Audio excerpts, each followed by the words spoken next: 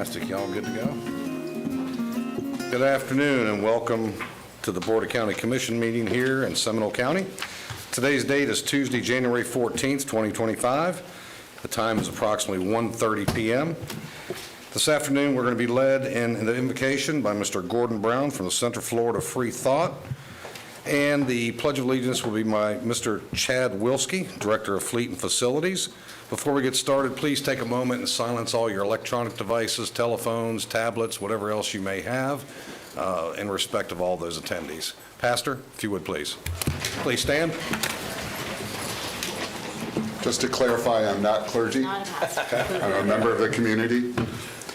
Chairman Zembauer, commissioners and staff, thank you for this moment of participation in your meeting. As constituents, we share the responsibility, along with you, to preserve and nurture our communities. We recognize that our communities become more diverse every day. We also know that we live in an environment that is both wondrous and fragile. As decisions are made now and in the future, we ask that every stakeholder is given a voice in shaping our community, and that the voiceless will be remembered in our discussions. May every position, assertion, motion, or debate be based upon sufficient research and reliable evidence.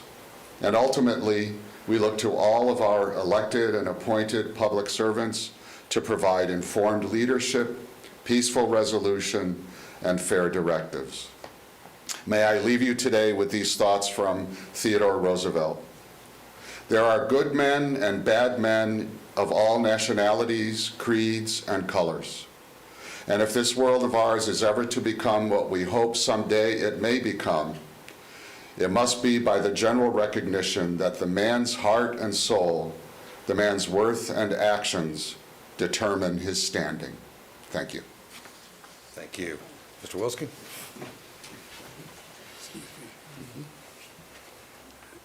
Join me in pledge allegiance. I pledge allegiance to the flag of the United States of America and to the republic for which it stands, one nation under God, indivisible, with liberty and justice for all.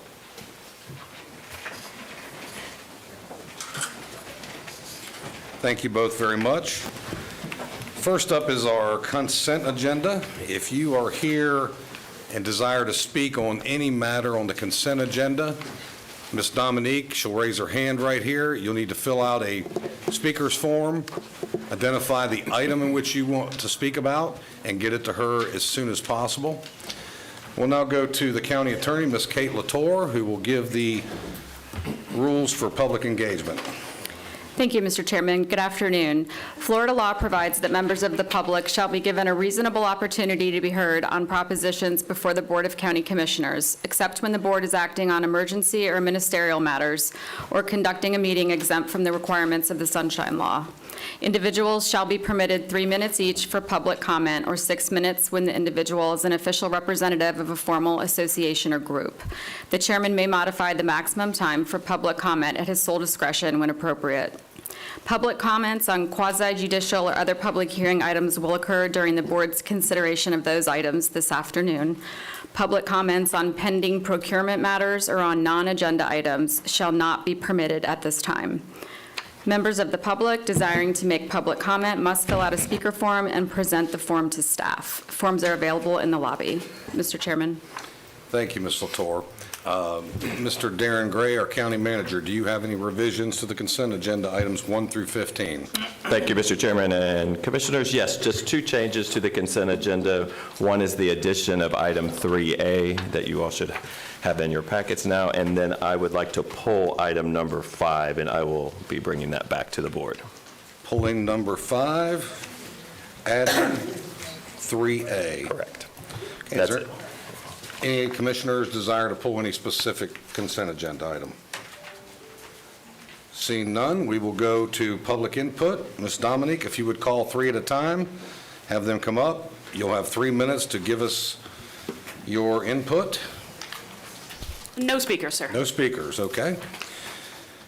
No speakers. I'll move to board for board action. Mr. Chairman, I will move constitutional officers consent agendas 1 and 2, and the county manager's consent agenda 3 through 15 plus 3A minus or pulling 5. Second.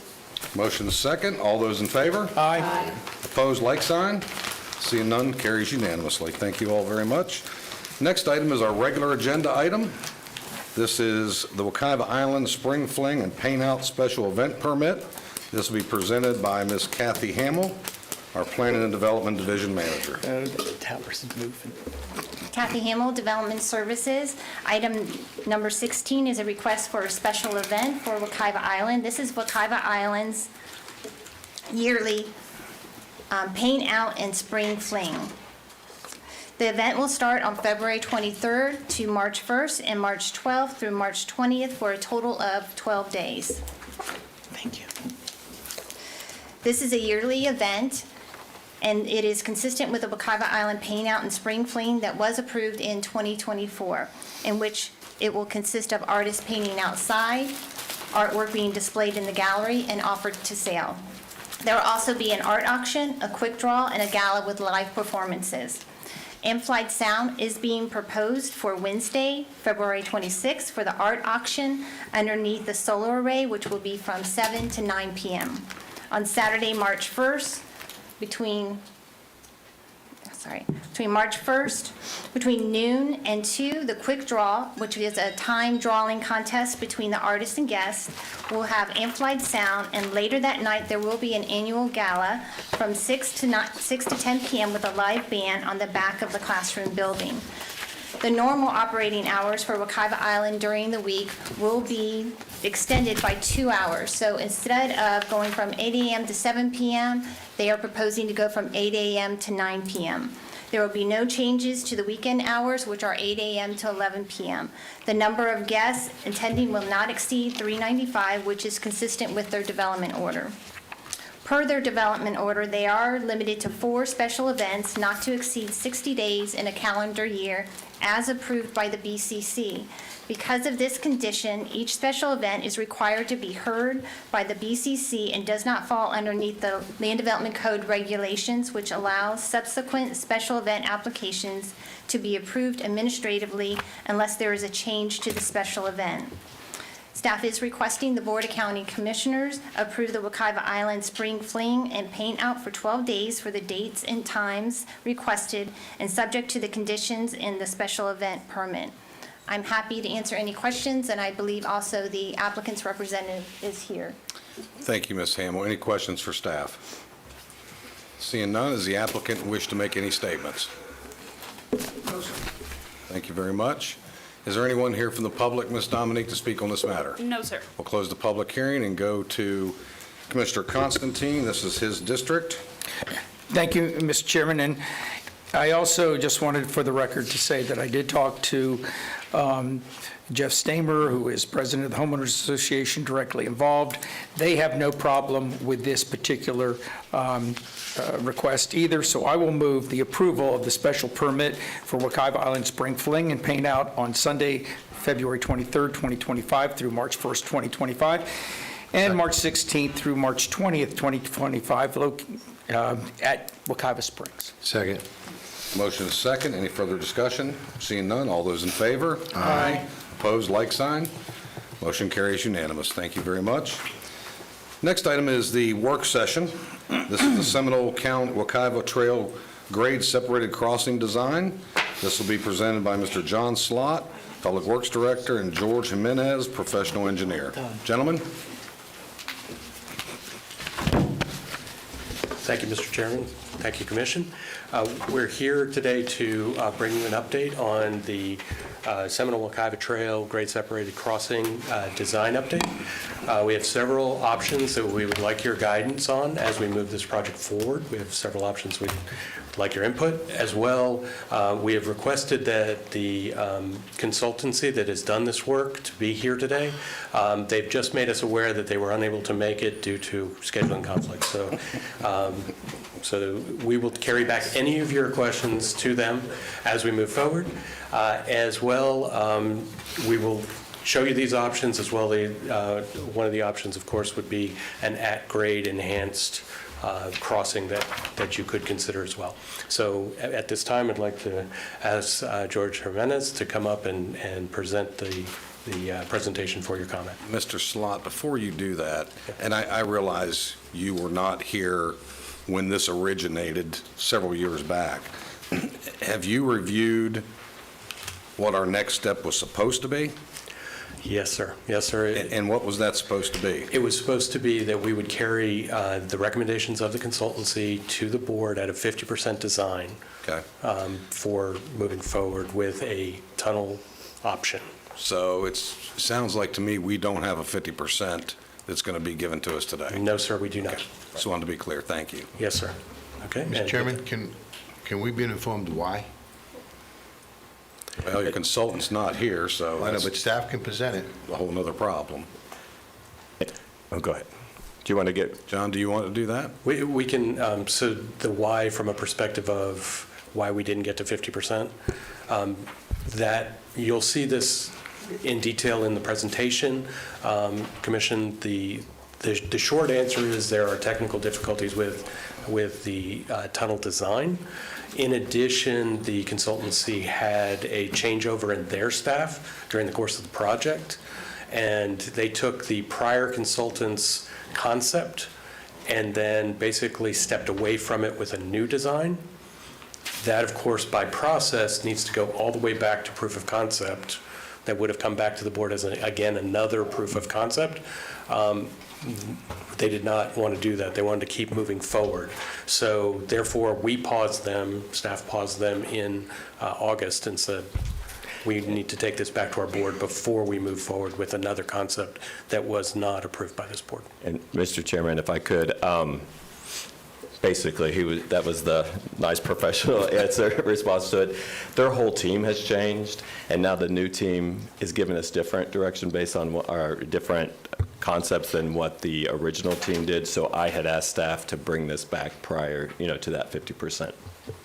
Okay. Mr. Chairman, Yes, sir. when did the team change? Do we know that, I think John? we have it actually in the presentation. It was March.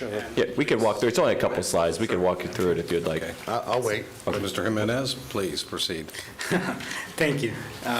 So yes, welcome. This is the Seminole Wakaiva Trail Grade Separation Crossing Project at State Route 434 and 436 design update. Okay, oops.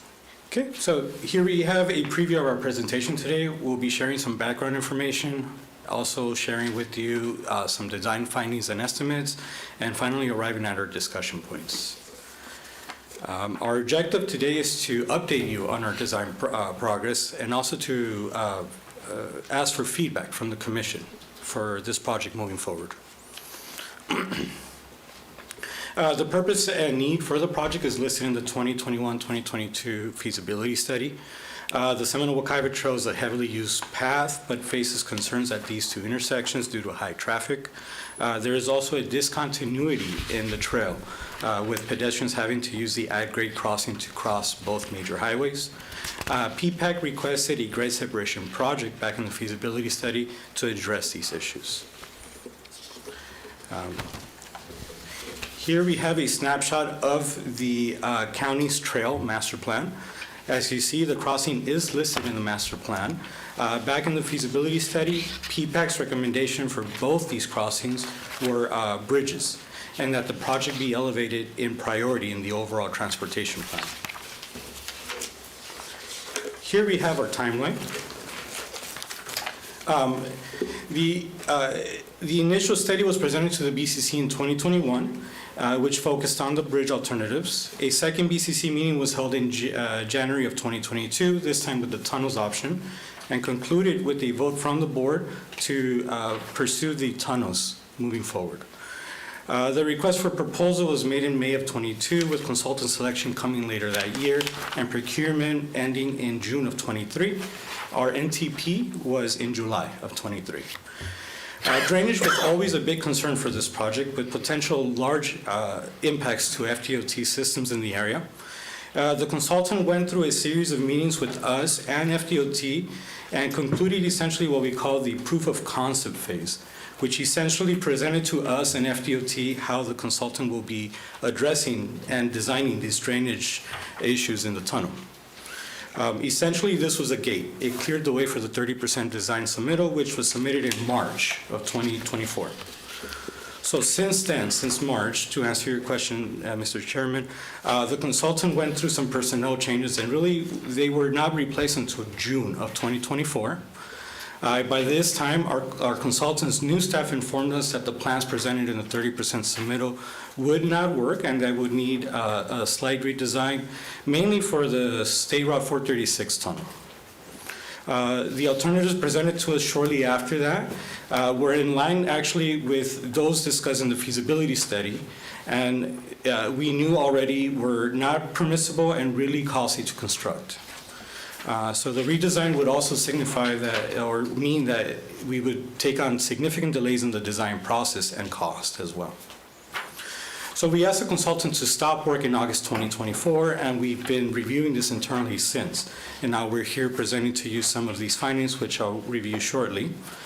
Because of these changes and potential rework, we are looking essentially to jumping back in the design timeline to a concept phase, a pre-30 design phase. So we would request the consultant to resubmit 30% and move forward.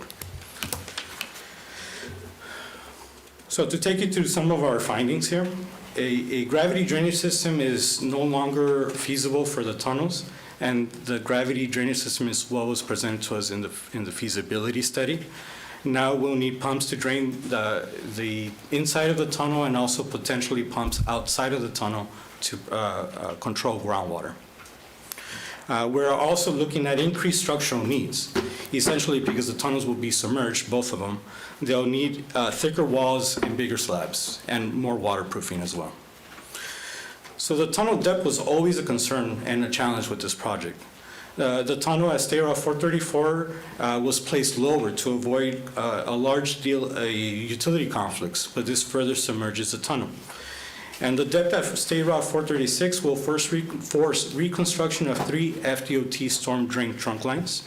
The depth of this reconstruction of storm drain trunk lines will place the structures at about 16 to 20 feet deep, a concept that FDOT already disapproved of in the feasibility study due to the difficulty in maintaining. A previous concept was floated and presented to us and FDOT, which placed the tunnel at a higher grade to avoid those conflicts, but that will force the reconstruction of the entire cross-section above in State Route 436, which is also really costly and extremely difficult. So the majority, a major utility conflicts also exist here. For example, on State Route 436, there is a major communication duct bank.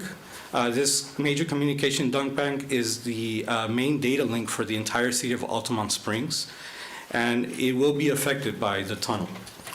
Initial coordination with the utility suggests that this line alone may take 2 to 3 years to relocate. Other utilities on State Route 434 also exist, and the issue here in 434, sorry, I misspoke. The utility conflicts on 434 are difficult to traverse, mainly due to the limited right-of-way in that area. So relocation will be a challenge, and supporting in place during construction will be very difficult.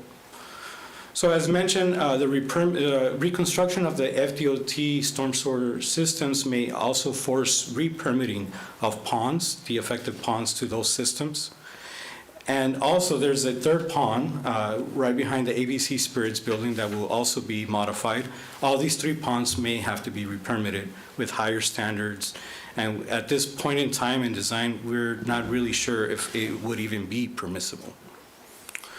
So with all the complexities listed above, traffic control is also a big concern. Utility relocation will need their own traffic control, and as mentioned, that'll take a few years, followed by the construction of the tunnel itself, which will be phased. So it's safe to say that the motoring public will be affected for a long time here. And escalating costs is a large concern, with the cost estimate now roughly sitting at $40 million. This is largely due to the increased cost in construction, increased maintenance and operation costs, and backup power pumps, etc. So here is a table with the original cost in the feasibility study and our new estimated cost on the right-hand side, along with the percent increase. It is important to note, though, however, that these estimates are really rough. We have not gotten to the point in design to run quantities to get a good feel for the cost of the project, and also permitting and right-of-way costs are not figured in these totals. So with all this mentioned, we're asking for some feedback. We narrowed it down to a few options of discussion. So to reiterate what Mr. Slot said, there's always an option to upgrade the grade crossing. Apart from that, we've narrowed it down to a few options here for your consideration. Our first option is to continue the design of the tunnels, but this essentially will force us to go back in time to the proof of concept phase, essentially, pre-30% and move forward from there.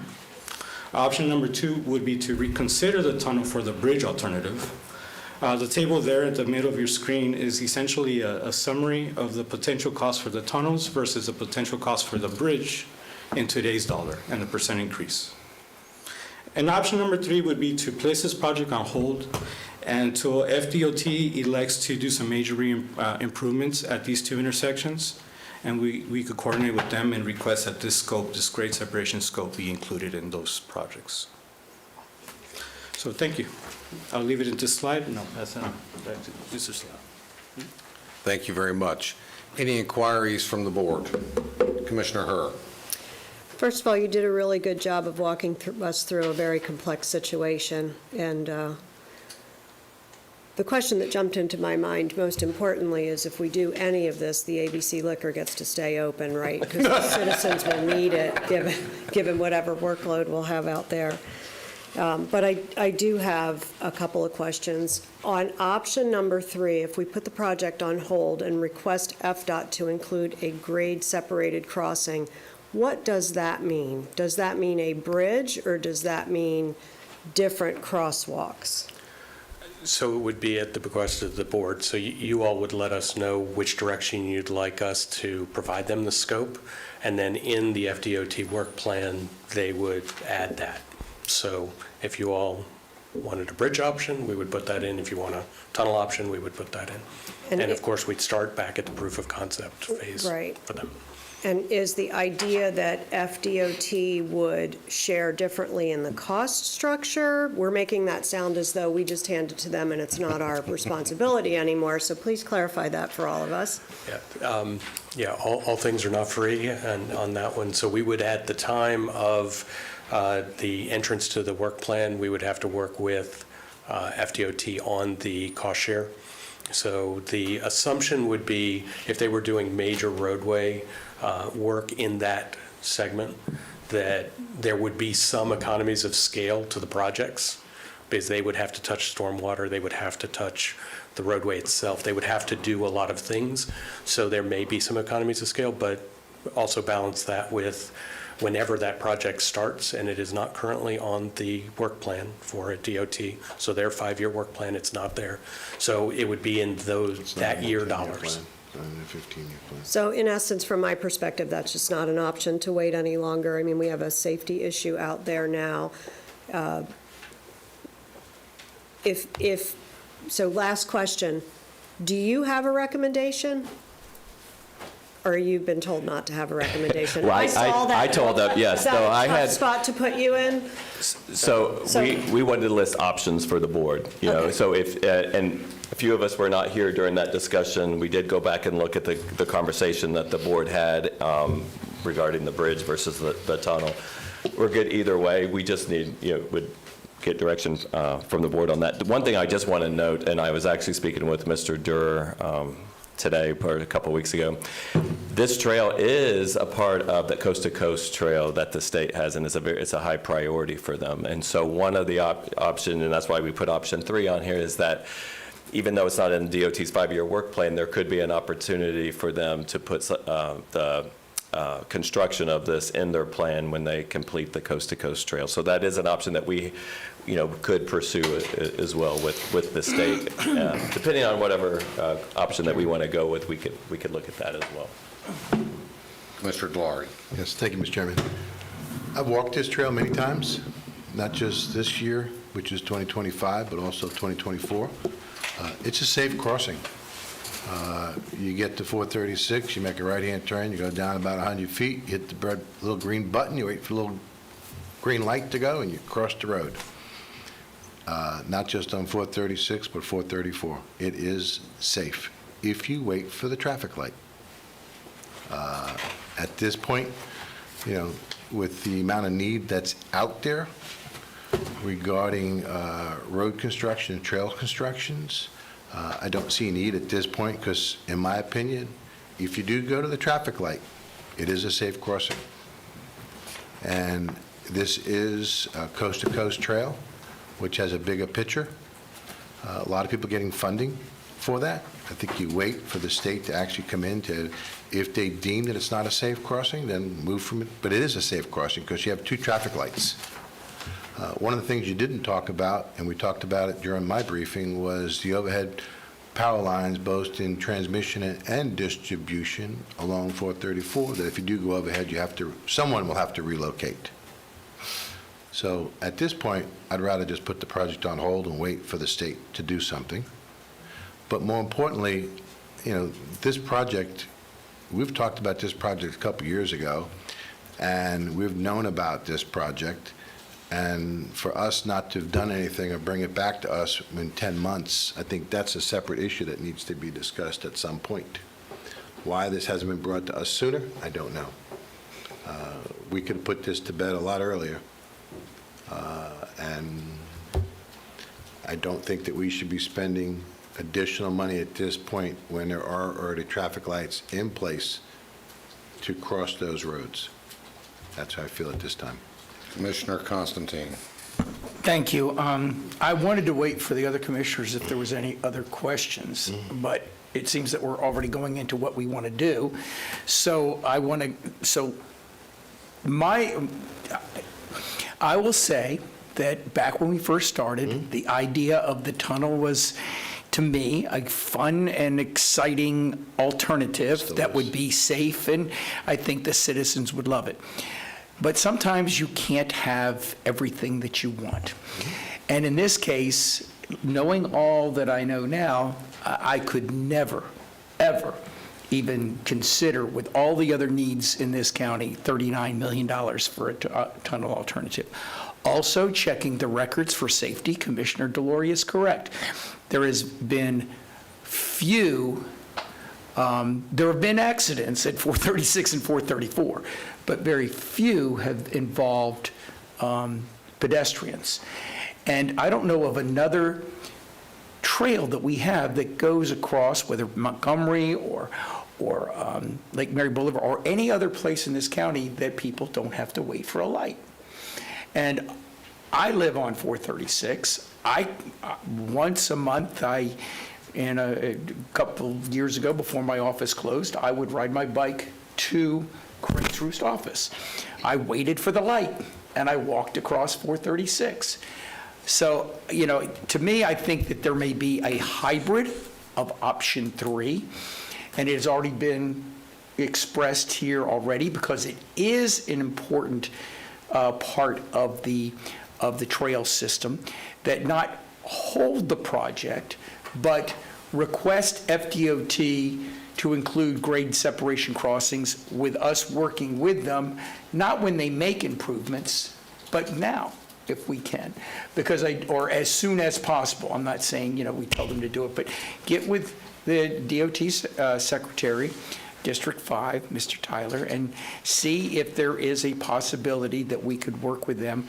There is new and improved ways to do a crossing. In fact, I know Commissioner Delory is very much involved in that over at the MPO. We all are involved in it from the county level, where we are finding, ways to try to reduce the number of accidents and fatalities when it comes to pedestrians and bike riders and everything. So I think that there is new ways to look at this, and I believe that the tunnel concept, the bridge concept, although both of them would really look nice and be nice, are not practicable. And I would suggest we work on 3.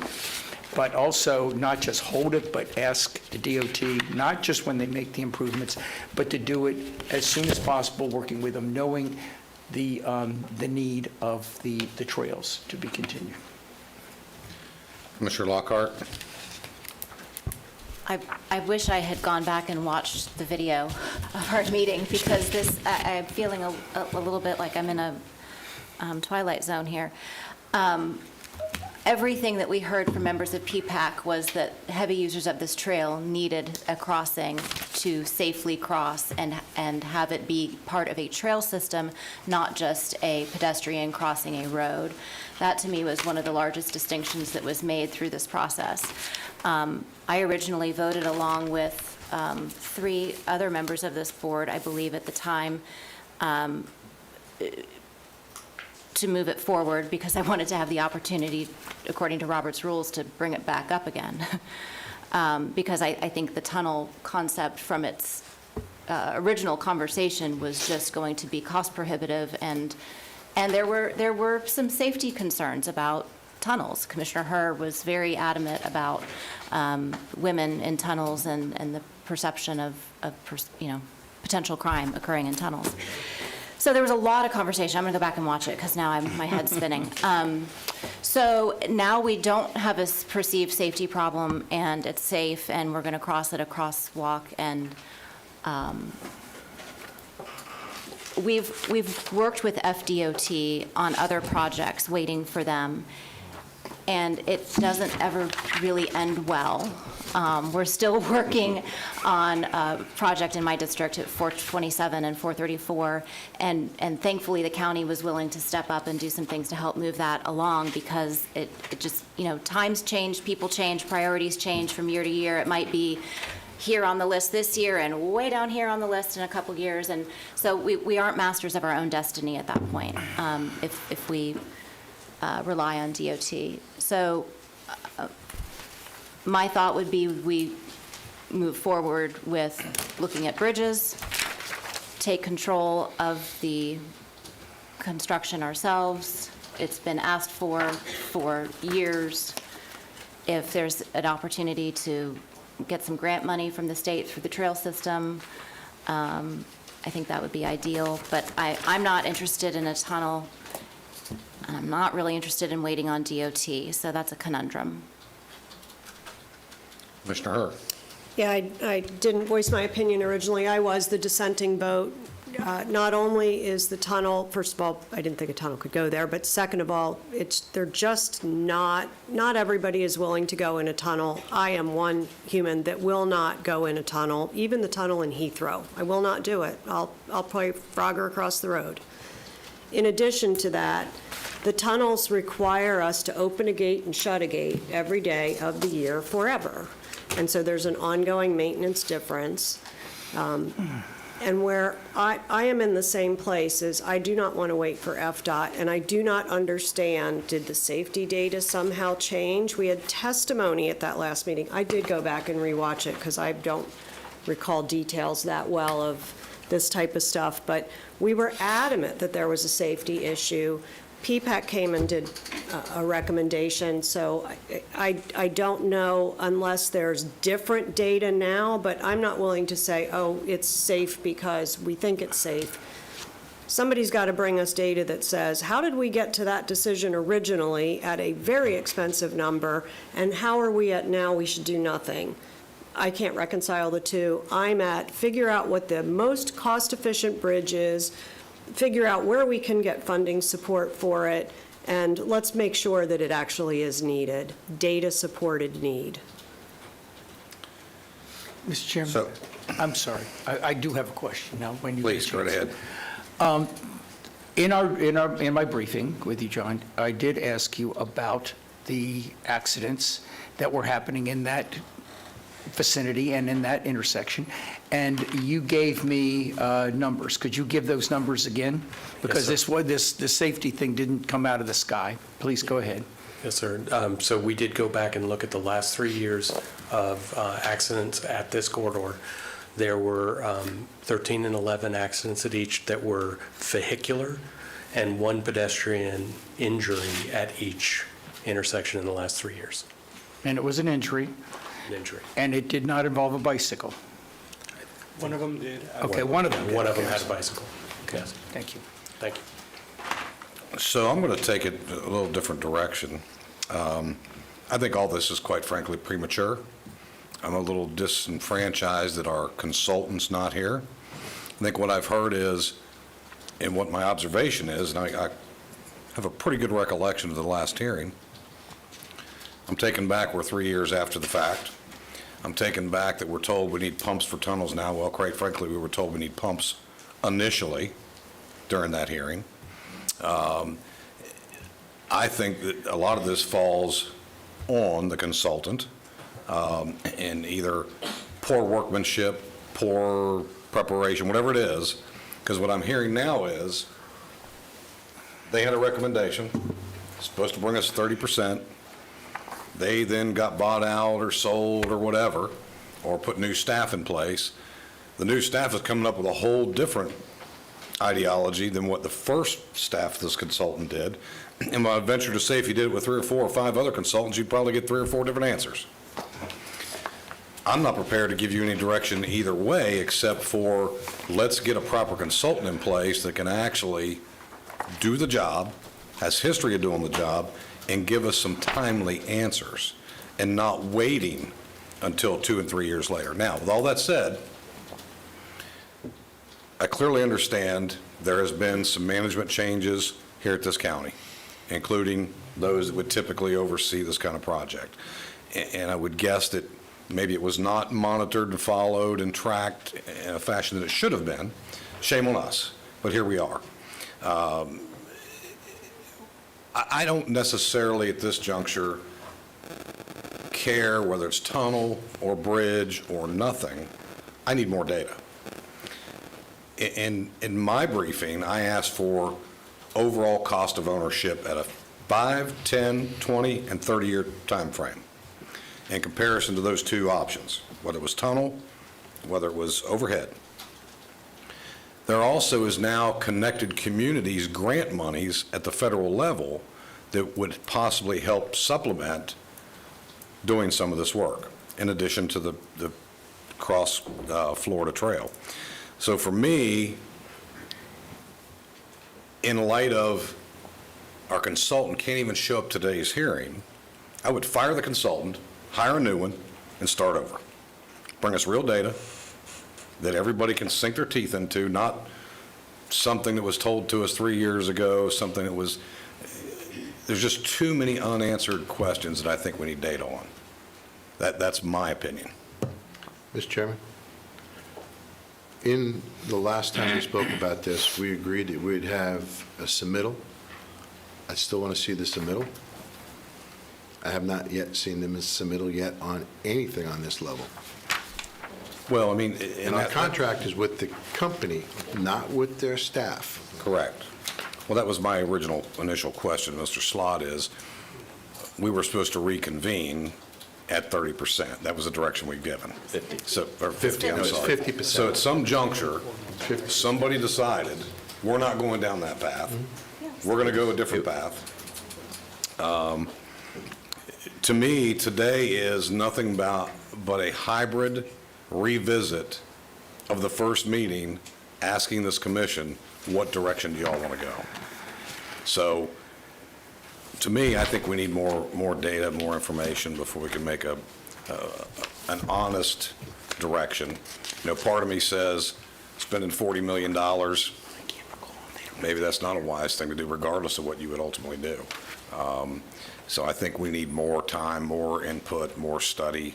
And again, personally, I'd fire the consultant, hire a new one. And Mr. Chairman, if I could, and I'm the culprit, if you will, that brought this back. So because of the changes and at our consultant, when the team as, and the reason, Commissioner Dollar, to answer your question, that is coming back to you, because when this happened over the summer, and then we got notified that the team had changed, the consultant team, and now they have a different recommendation, we started, Mr. Slot then started, he just took over, he started working with the staff, working with the consultant. They were invited to this meeting today. We were just notified, as you know, that they had a conflict. We did not know that before this. And so before we even move forward, with all the changes, I wanted to bring it back to the board because I wasn't here at the time either. So I just wanted to make sure I had clear direction on how this board wanted to move forward with this. So if the direction is to look at, canceling the contract and moving forward. I mean, you just give me direction on how you would like to move forward, and we'll try to get there. I mean, yep.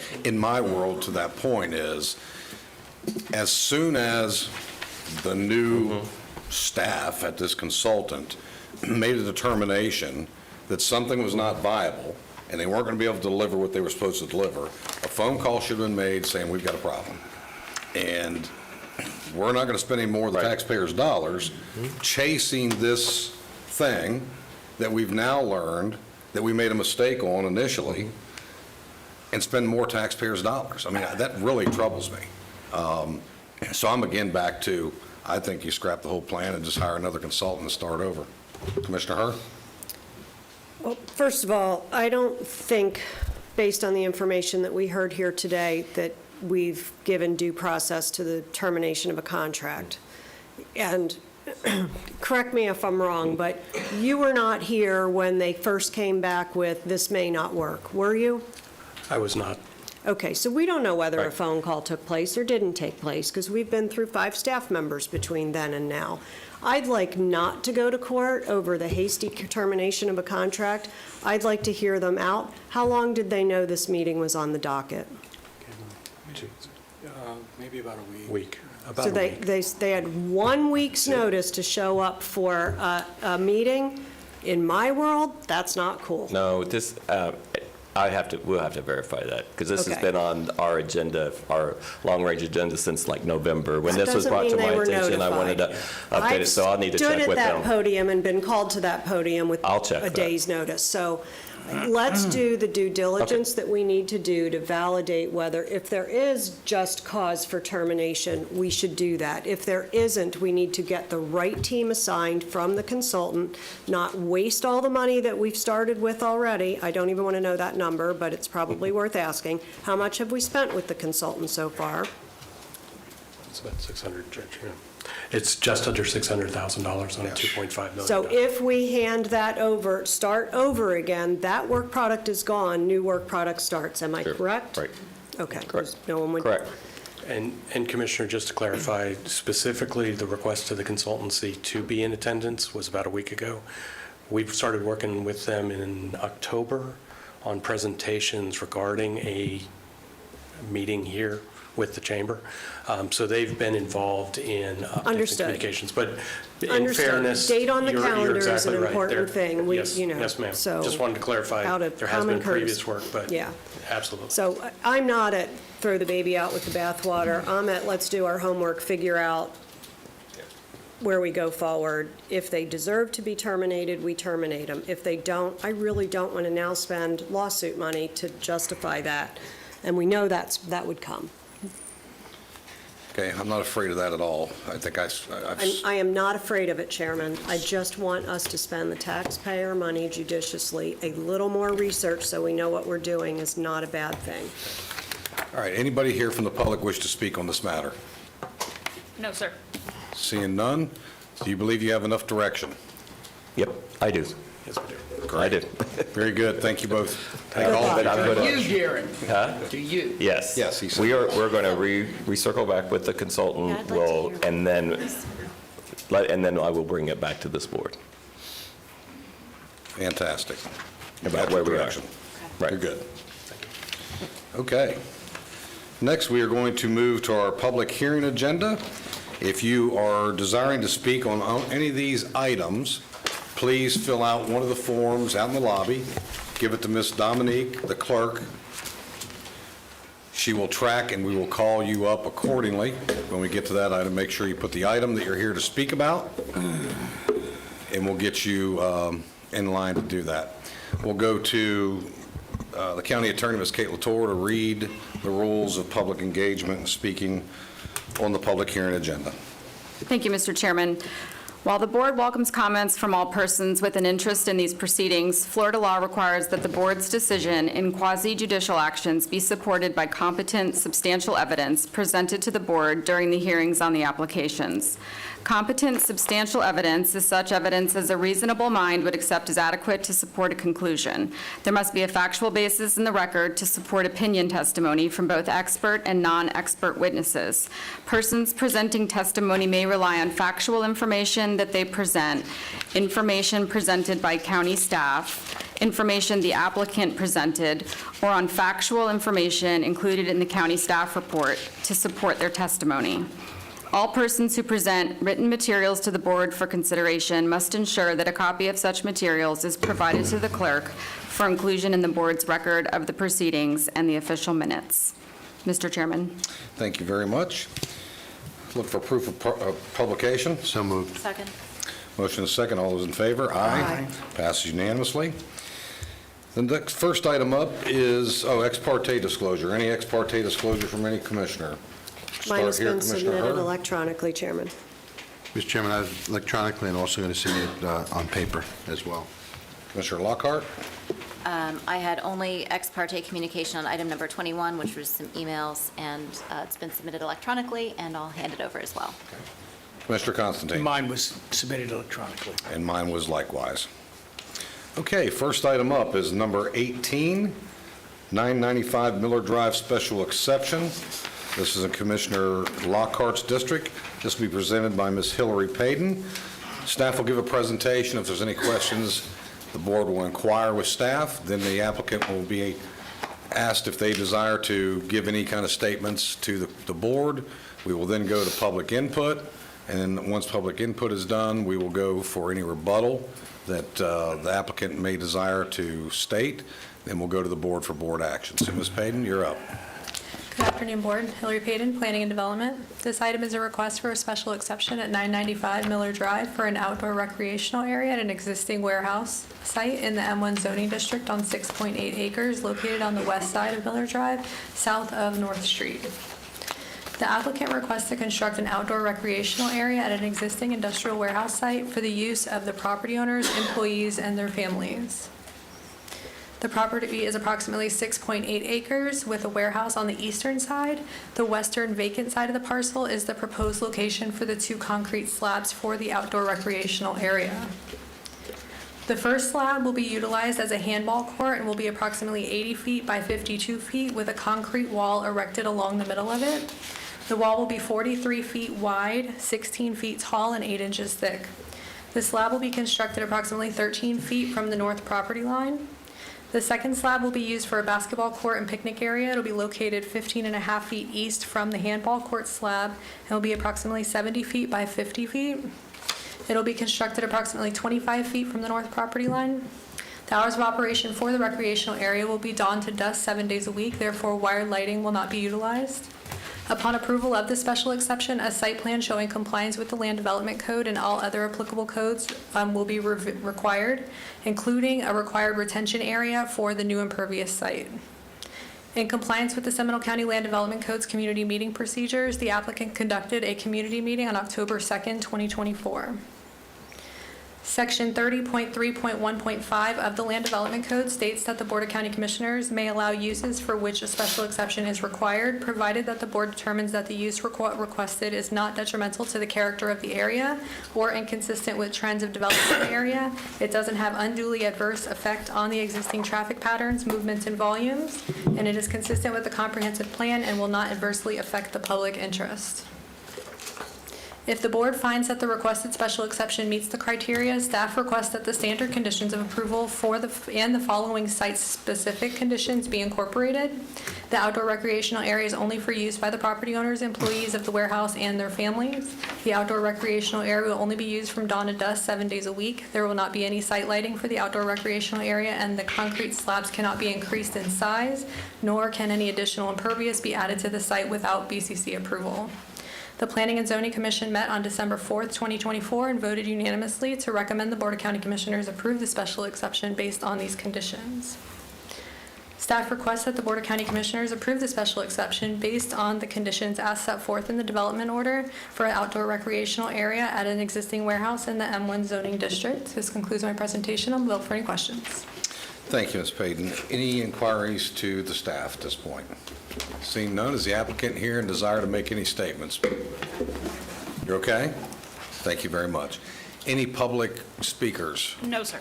Okay, we'll close the public hearing. Commissioner Lockhart, this is your district. Thank you very much. Commissioners, I'd like to make a motion to approve the item as presented.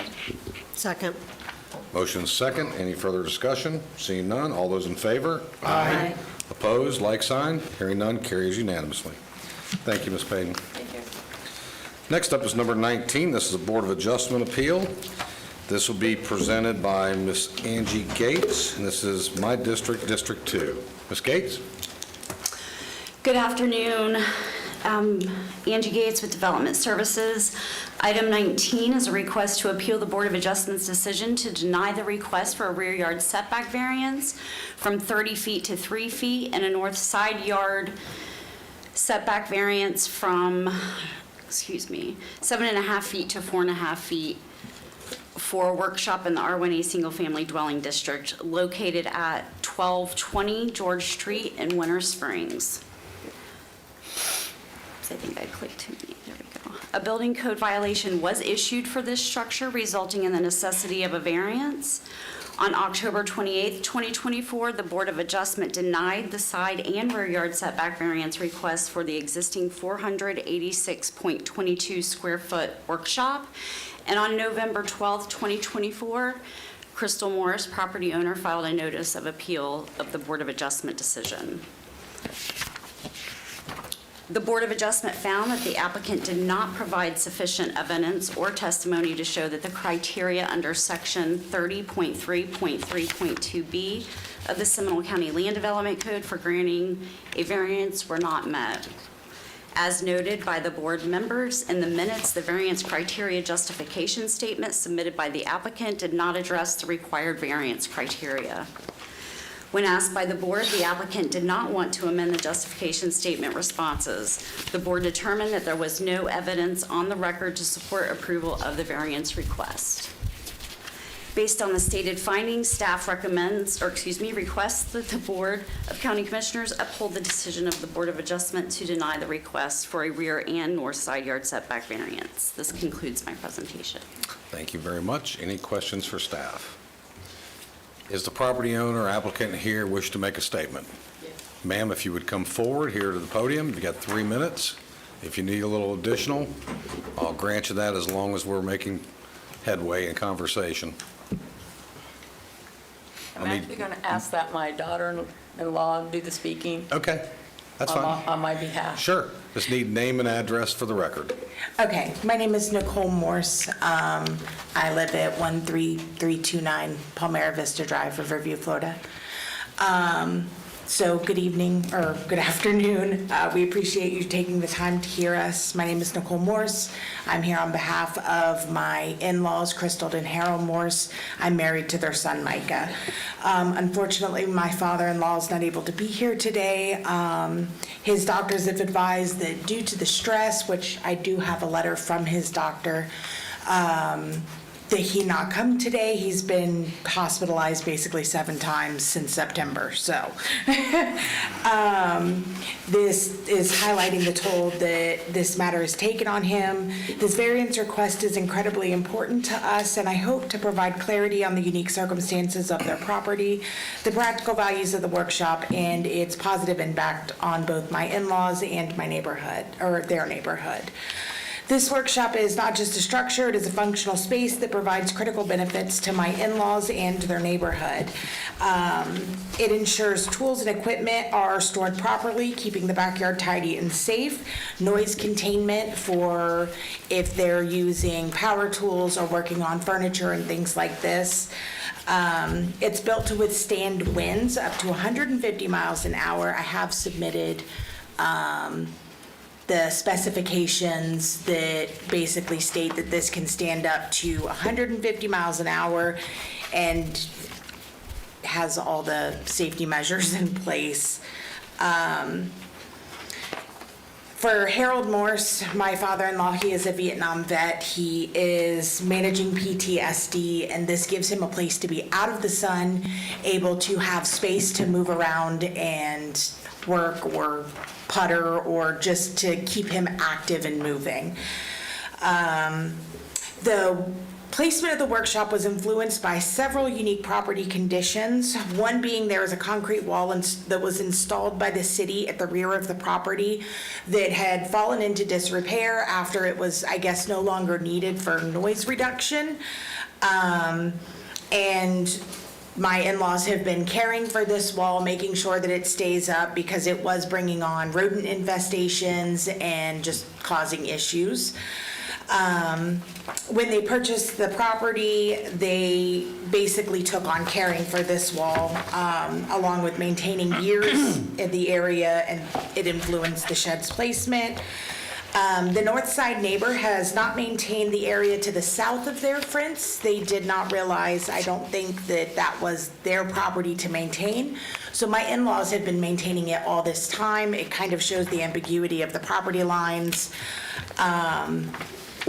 And then due to drain field constraints from the septic system, that was another reason it was placed where it was. The decision to proceed without a permit was based on advice from professionals at Empire Sheds and Tubular Building Systems, who stated that the permits were not required for unincorporated Winter Springs, and kind of due to the it wasn't easily understandable, the zoning, when they were just looking at it, so they took the, my in-laws in good faith relied on the guidance provided by those companies, and I do have a letter from someone who went with them to buy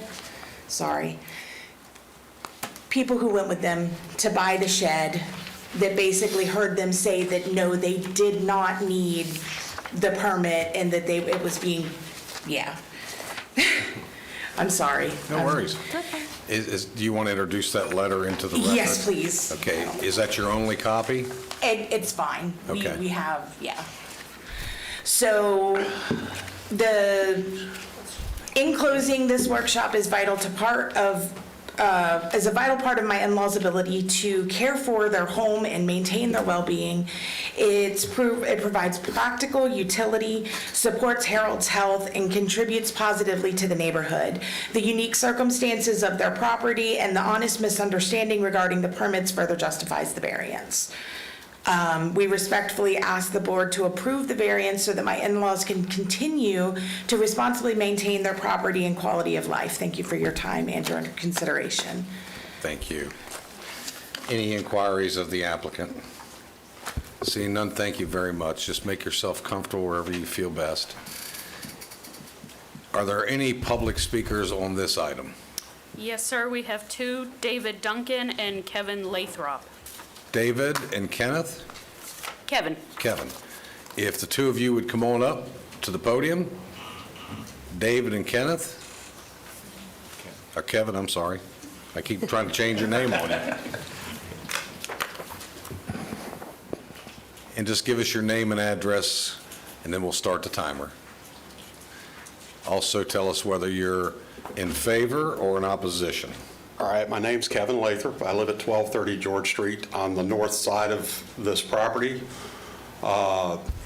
This building, I am not in favor for because it's atrocious looking as far as being in a residential neighborhood. If I want that, I can look at the warehouses on the other side of the wall.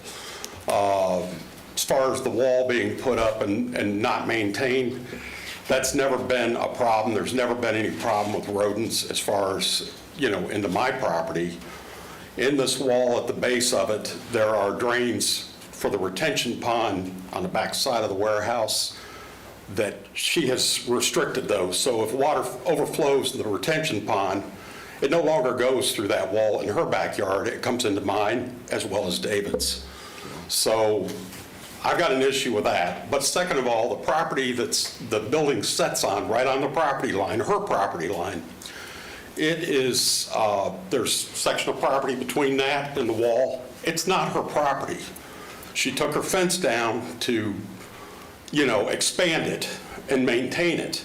I have that same property behind my fence, and years before the warehouses were built, I took care of all of that, including behind her house before she bought it. So this building it's just absolutely atrocious looking in the backyard. It's setting on her property line. I don't know how she can utilize that 3 foot or 4 foot of property between that property line and the wall and claim that as her setback. And same thing with the side, you know, I mean, we have setbacks for a reason. And somebody comes along and they just put this building up. She's already been hit for doing, you know, electrical work without permits. So I understand. And Let's just try to keep it on this topic. sir. yes, and so, you know, again, the permit should have been pulled, everything should have been in place before this ever went up. I don't care if the building withstands 150-mile-an-hour winds or not. My concern is the slab that it sets on, is there footing underneath it enough to hold that building there in a bad storm? Because if the building comes apart, my house is subject to get damaged, along with multiple vehicles that I own that are in my backyard. So, and I don't need that. So I am opposed and have been all along. And that is it in a nutshell. Great. Thank you very much, sir. All right, We thank you. appreciate it. David, you're up next, sir. Hello, Chair. Hello, Chairman and Board. Name and address for the record. Absolutely. Those aren't the greeting ones, man. You get over 40, you got to have these things. All right, Doesn't here get we any go. better, trust me. Hello, my name's David Duncan. I live at 1210 George Street, directly south and next to the property in question. I'm here to address a serious concern. Someone has erected a building in their backyard that's taller than my house. This structure is an eyesore and looks like a commercial building, something you would run a business out of due to its size. What is more troubling is that this building was constructed without any county approval. The concrete was poured without a permit, no inspection to see if it had proper rebar for strengths. The building itself was set on the concrete without a permit, no inspections to confirm that it can stand with hurricane strength winds. After this structure was reported to code enforcement, the owner attended a hearing seeking retroactive approval to keep it as is. The board initially denied this request. However, the owner has since paid additional fees to appeal this decision today.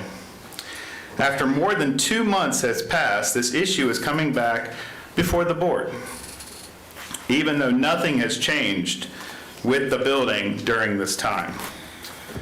The board will once again have to address the same issue as before in October.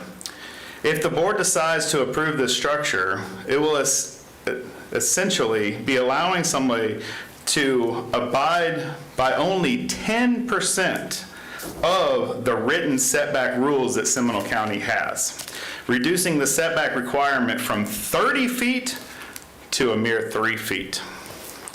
What message does this send to the residents of Seminole County? It suggests that anyone can bypass regulations, pay some extra fees, eventually get approval. This undermines the county's strict rule on variances and sets a concerning precedence on our community. Thank you. Thank you, sir. Anyone else from the public here to speak on this matter? No, sir. Does the applicant wish to make any further statements rebutting anything that's been stated? Name and address again for the record, please. Yes, sir. Nicole Morse, 13329 Palmera Vista Drive, Riverview, Florida. Okay, so I know we had sent in an email that provided some pictures of both the shed, its sizing for scale. Do you all have that? Yes. Okay. So you cannot see this shed from the front of the house at all. It is not taller than a house. It is not in any way, shape, or form encumbersome to anyone's views. I heard someone say about working a business out of it. I believe that concern came from, both my in-laws have been having health issues, and they were having different lawn care companies. They couldn't decide on one. And so different lawn care companies were coming and going right before this shed was put up. This shed was put in place solely for my father-in-law. He moved to a smaller home so that my mother-in-law could care for her ailing mother, who unfortunately passed away in November. It was for no other reason other than that, so that he could have a space for himself, because he went from having a 2-car garage to having no room for his things. So it is in no way, and in my opinion, it is in no way an eyesore. It is brand new. I have let me put this into. Let's try to wrap. I'd like to submit this. Try to wrap it up. Okay. This shows, this is from the Concrete Man. Sam the Concrete Man is the company. It shows that concrete was poured to specification to hold up that shed for everything that shed needs to stay safe and not blow around. As for some of these others, it is solely based on neighborhood quarrels. We'll put it at that. A lot of this. I hope that I've addressed the concerns of the shed itself. Thank you. Thank you. All right, I want to make sure there's nobody else here from the public wishes to speak on this matter. We'll close the public input session, and we'll move to board action. This is in my district. I will move a motion to uphold the Board of Adjustment decision to deny the request for a rear yard setback variance from 30 feet to 3 feet and a side yard north setback variance from 7.5 feet to 4.5 feet for a workshop in the R1A Single Family Dwelling District, and more particularly known as 1220 George Street. Second. Motion is second. Any further discussion? All those in favor? Aye. Opposed, like sign. Seeing none, carries unanimously. Ms. Morris, first and foremost, please thank your husband for his service to this country on our behalf. It's unfortunate you find yourself in this position, and you may have been misled by individuals that were selling you product. I would also urge you to reach out to our Veterans Services group here at the county. If we can be in any assistance or help whatsoever for your husband or your needs, please let us know so. And also, my sorriness and condolences for the loss of your mother. Thank you very much. Mr. Chairman, I was just going to say, Mr. Chairman, I also think they need to go back to whoever was the contractor to build the shed. Sure. Who told them, who misled them, and maybe get some sort of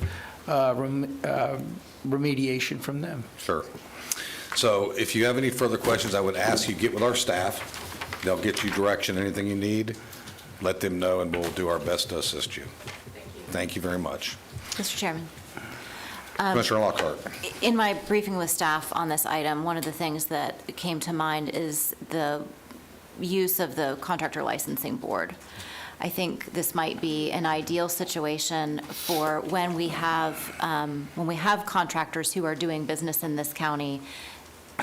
It seems like sometimes they're repeat offenders, that it might not be a bad idea for our new building official to look into how that board might be able to be utilized for some of these situations, because I guarantee you, if these folks did this to one family, they've done it to many. And we need people who are going to do business in Seminole County within the rules. Good. I don't disagree, and I'm glad you've brought that up, because that was on my chairman's report, what we're going to do with the contractors board, whether we're going to decide to continue on with that or we're not, because I have an appointment to make to that, so thank you very much. All right, we'll move on to our next item. Next item is going to be number 20. This is Panther Street right-of-way vacate. This will be presented by Ms. Apgar. Good afternoon, Ms. Apgar, you're up. Good afternoon, Caitlin Apgar, Planning and Development Services. Applicants Joshua and Sarah Lewis have petitioned Seminole County to vacate and abandon an uncut portion of the public right-of-way known as Panther Street, formerly known as Artesia Avenue, in the Van Arsdale addition to Black Hammock subdivision. Panther Street exists to the southwest of 1000 Elm Street as a local 50-foot right-of-way not maintained by the county. Panther Street, per county records, is unimproved for the portion running along the southern border of 1000 Elm Street and then begins again as a 50-foot right-of-way after the intersection to the east, after the intersection of Elm Street to the east. The existing right-of-way as platted is 50 feet in length. However, for the length of Lot 144, which is 1000 Elm Street, there only exists 25 feet of right-of-way. The proposed subject area to be vacated is 672.6 feet in length and 25 feet in width, with an overall area of 16,812.5 square feet. The entirety of the area will be conveyed to Lot 144, 1000 Elm Street, because the parcel to the south was not included in the original subdivision of the land. Duke Energy required a 10-foot wide easement across the area to be vacated. Seminole County Engineering required a 25-foot drainage easement, which is the entire area to be vacated. The applicant has provided letters of no objection from all other applicable utility companies. The purpose of the vacate, per application documents on file with the county, is to retain the driveway and fence structures that are currently located within the right-of-way. There exist no open code violations in county records for this. Vacating the right-of-way will not affect access to adjacent properties and therefore does not result in adjacent parcels being landlocked. This request complies with the requirements of vacating a right-of-way under Section 35.184 of the Seminole County Land Development Code and the authority of the Florida Statute 336.09. Staff requests the Board of County Commissioners adopt the resolution vacating and abandoning an uncut portion of the public right-of-way known as Panther Street in the Van Arsdale addition to Black Hammock subdivision. I would also like to bring to your attention that there were letters of opposition and support submitted to staff after the agenda had been published. These letters have been included in your agenda packet for review, but I also have a copy for the record. Please. That concludes my presentation. I'm here for any questions. Thank you. Any inquiries with staff at this time? For everybody? Should have been. Just one.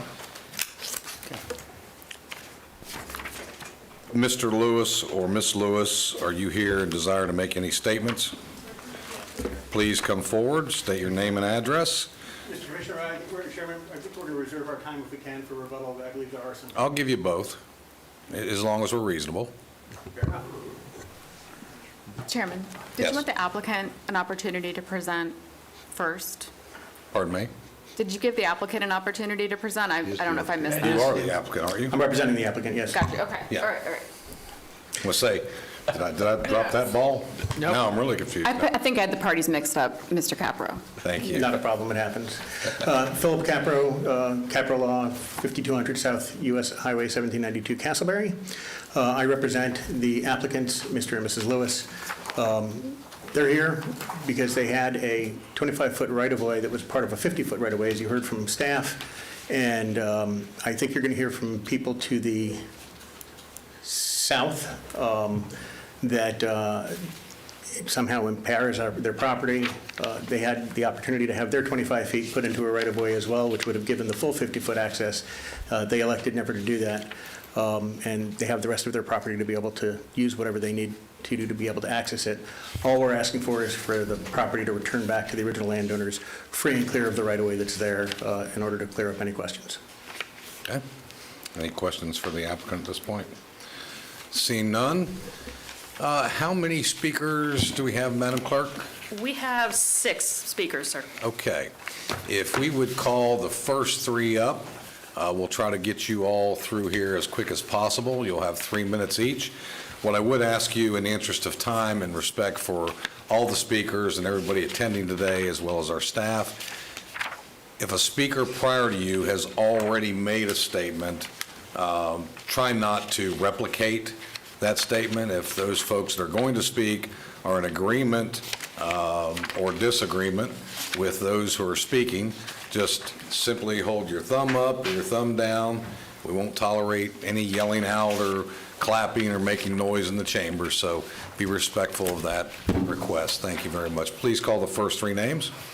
Michael Prezzuti, Mario Prezzuti, and Alicia Prezzuti. So would the Prezzutis all come down? Your name and address for the record, sir. Good morning, or afternoon. My name is Michael Prezzuti. I live at 980 Elm Street in Oviedo, Florida, 32765. It may take me a little bit more than 3 minutes because of the facts involving this case. I ask your consideration on that. I'll give you consideration as long as we're moving along. I please. understand. My family and I live at that address. We've lived at that address since 2007. It's 35 acres large. The whole northern boundary is Panther Street. We start at Panther Street. The northeast corner is Panther and Elm Street, and the northwest corner is Canal and Panther Street. So this petition for to vacate involves about half of my northern boundary. I was first made aware of this petition to vacate on December the 30th. There is a sign that was posted by the Lewises. I talked to the planning department that afternoon that had an in-person visit with Caitlin Apgar later that week. Later that same day that I visited her in person, I provided her a copy of the Seminole County Court. There's ongoing litigation against the Lewises for trespass and injunctive relief. This was never mentioned to this commission. I was surprised the following week when Caitlin Apgar called me and informed me that it was too late to include a copy of the litigation complaint in today's agenda, but she would do her best to present knowledge of it to you for consideration. The complaint is 21 pages long. It has 5 exhibits. It explains a lot of what's going on here, and I'm going to get to that in a minute, but let me back down first. The Lewises filed their petition to vacate. Mr. Perschetti, just to give you fair warning, we're not here to talk about any court filings or any of those things. Try to keep it germane to the topic, which is the abatement of this right-of-way request. I am. Thank you for that caution. Okay, the Lewises best represented the facts on the vacate reason for the request. They said they wanted to retain their driveway and fence. The fence was erected in June, sometime between June and September of 2023.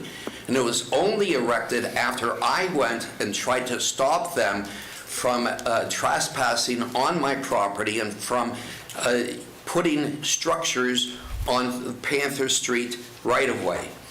Now, prior to this, I've had 15 years access to Panther Street. The prior owner that Lewis's property was occupied by was Phil Daly, and we operated Panther Street all the time on that. We cleared some trees that had fallen during hurricanes. We used the Panther Street for access to both of our properties. After Lewis's purchased their property, they erected a large 49-foot garage, I think it was, and it was in 2018. That was permitted, but with that garage, they only used access to the northern end of their property. They have a driveway on the north end of Elm Street on their property. They access that garage and they access their house. The southern end, which is Panther Street, became virtually not used by them at all until June the 1st of 2023. I found them, they Mr. had... Marchetti, I'm going to ask you to try to wrap this up pretty quick. Okay. I found them that they had cut down trees on my property and other vegetation. This is protected wetlands. They used the Panther Street right-of-way and my protected wetlands as a garbage dump. They constructed an unpermitted fence on a wetlands property and on Panther Street. I want you to understand that this whole, not the whole northern end, but the middle of the northern of my property is wetlands. It should not be interfered with by anyone, let alone someone who has occupied a Panther Street right-of-way without any permits. Okay, Mr. Marchetti, I'm going to give you 10 more seconds. Okay. Go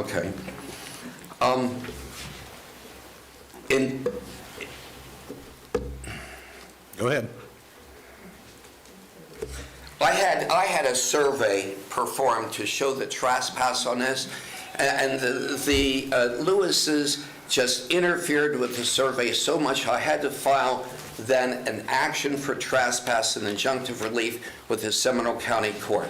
I did that. Okay, we're done, Mr. Marchetti. If you'd please take a seat, we'll move on to the next speaker. Thank you very much. Next speaker, please. Good afternoon, Commissioners. My name is Mario Pursuti. I live at 980 Elm Street in Oviedo with my parents. I stand in opposition to this motion for their application. Really, it's a very complex topic. I know that we're going to, if it's not already in the record, we're going to try to enter that complaint into the record. It's just such a complex topic. 3 minutes is not really enough to kind of deal with this. And we don't want to circumvent the current judicial proceedings that are ongoing as it relates to this.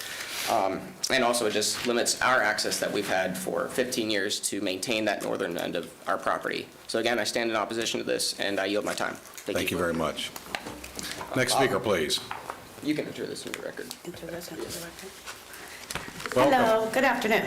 My name's Alicia Pursuti. I live at 980 Elm Street, Oviedo. Actually, I'm going to take this in a little bit different direction. In the 17 years I've lived out in the black hammocks, there's always roads that are not taken care of. They call them, I don't know. Actually, there's one in front of me, Elm Street. It's a dirt road. We take care of it. The county does not. I think if you give up Panther Street, you're going to open a door to all these roads in the black hammock that people are going to want to take over. And I think that's something that you need to think about, because that's all the black hammocks is. I'd like to enter this into record. And would identify what that is, please. That is the court case that is ongoing. That is the complaint in the civil litigation? Yes, in Seminole County. We already have it. Thank you for your time. Thank you. Thank you. All right, please call the next three. Richard Robertson, Lawrence Capone, and Jeff Peterson. That's Richard, Lawrence, and Jeff. Please proceed, sir. Thank you, Chairman and Board. Come on up to the podium so we can get a good sound bite on you. All right. It won't bite you. Good. Okay, I would just like to say that I don't feel it would be right to, let me see. Give us your name and address real quick for the... Okay, I'm Richard Robertson. I'm at 971 Elm Street. Please go ahead. And I represent my wife Kathleen also. Okay. And we feel that, instead of the county, correcting the issue, it's kind of like they're instead rewarding the situation with the land. And as far as I've seen, none of this should ever be right with the county. I just leave it up to you guys to look at this seriously and hopefully make the right decision. Thank you. Thank you, sir. Next up is Lawrence. Hello, gentlemen. My name's Lawrence Antonio Capone. I live at 1601 Panther Street, Oviedo, Florida, 32765. Go ahead. I live just east of this easement. My Panther Road that goes down is also the same thing as the other side that is closed up, although there's a home that I built back there about 18 years ago, so I opened that road up to be able to have access to it. There is still the access on the other side of me, and I really don't think it would be right for anybody to access these roads for power usage, for even just the access for people going back and forth. I'm opposed of having that access right away given to a piece of property. And I own 4 pieces of property right in that area, and I just don't want to see that happen. Okay. Thank you very much. Thank you, sir. Next up, Jeff. Good afternoon. I'm Jeff Peterson. I live across the street at 998 Elm Street. Pretty much mirror everything that everybody else says. I'm opposed to it as well. Okay, great. Thank you very much. Is there anyone else here to speak on this matter? Okay. Rebuttal from the applicant? Please be. Thank you, Chairman. Commissioners, I would just point out that it's impossible to trespass on your own property or on a right-of-way. So to the extent that there's issues between the neighbors, Hatskills, McCoys, that's fine, leave it to the courts. That has nothing to do with what's trying to go on here, which is the Lewises had given up, had half of the property, had half of the 50-foot property given up as a right-of-way. The same people that are complaining did not choose to give up their 25 feet in connection with any kind of platting or doing anything else with the property. They could have, in fact, they tried to get the property platted at one point and was going to have to give up the 25 feet, chose not to, and now is seeking to punish the Lewises for trying to get their half back. It simply seems to be a civil matter and not something that the commission should be involved with, beyond to say that if you're not using it and you have an easement back, there's no reason not to give the Lewises their property back. Thank you, Mr. Capro. Anyone else, make sure nobody else here to speak from the public on this matter? We will close the public hearing. It is in my district. This does seem to be a civil matter that should really be sorted out in the courts, quite frankly, and I hope and wish as neighbors that we could reflect upon how short life really is and try to come to some kind of reasonable understanding between the parties, and be able to live your lives as you see fit without interference from either party. My concern is we have drainage basin studies that are underway in the hammock, and they are not completed at this point. We know what happens in the hammock. Every time there's a hurricane or a huge rain of 4 or 5 inches in the afternoons during the summer, it floods. So this commissioner is not ready to vacate this right away because we have a basin study underway. There may be identified areas of need for mitigated storage. This may or may not be that. I think it's premature to go down this road. I also believe we need to make sure that as much green space stays open in the hammock as possible to mitigate some of the flooding. So with that said, I will move to deny the request and resolution vacating and abandoning an uncut portion of the public right-of-way known as Panther Street in the Van Arsdale.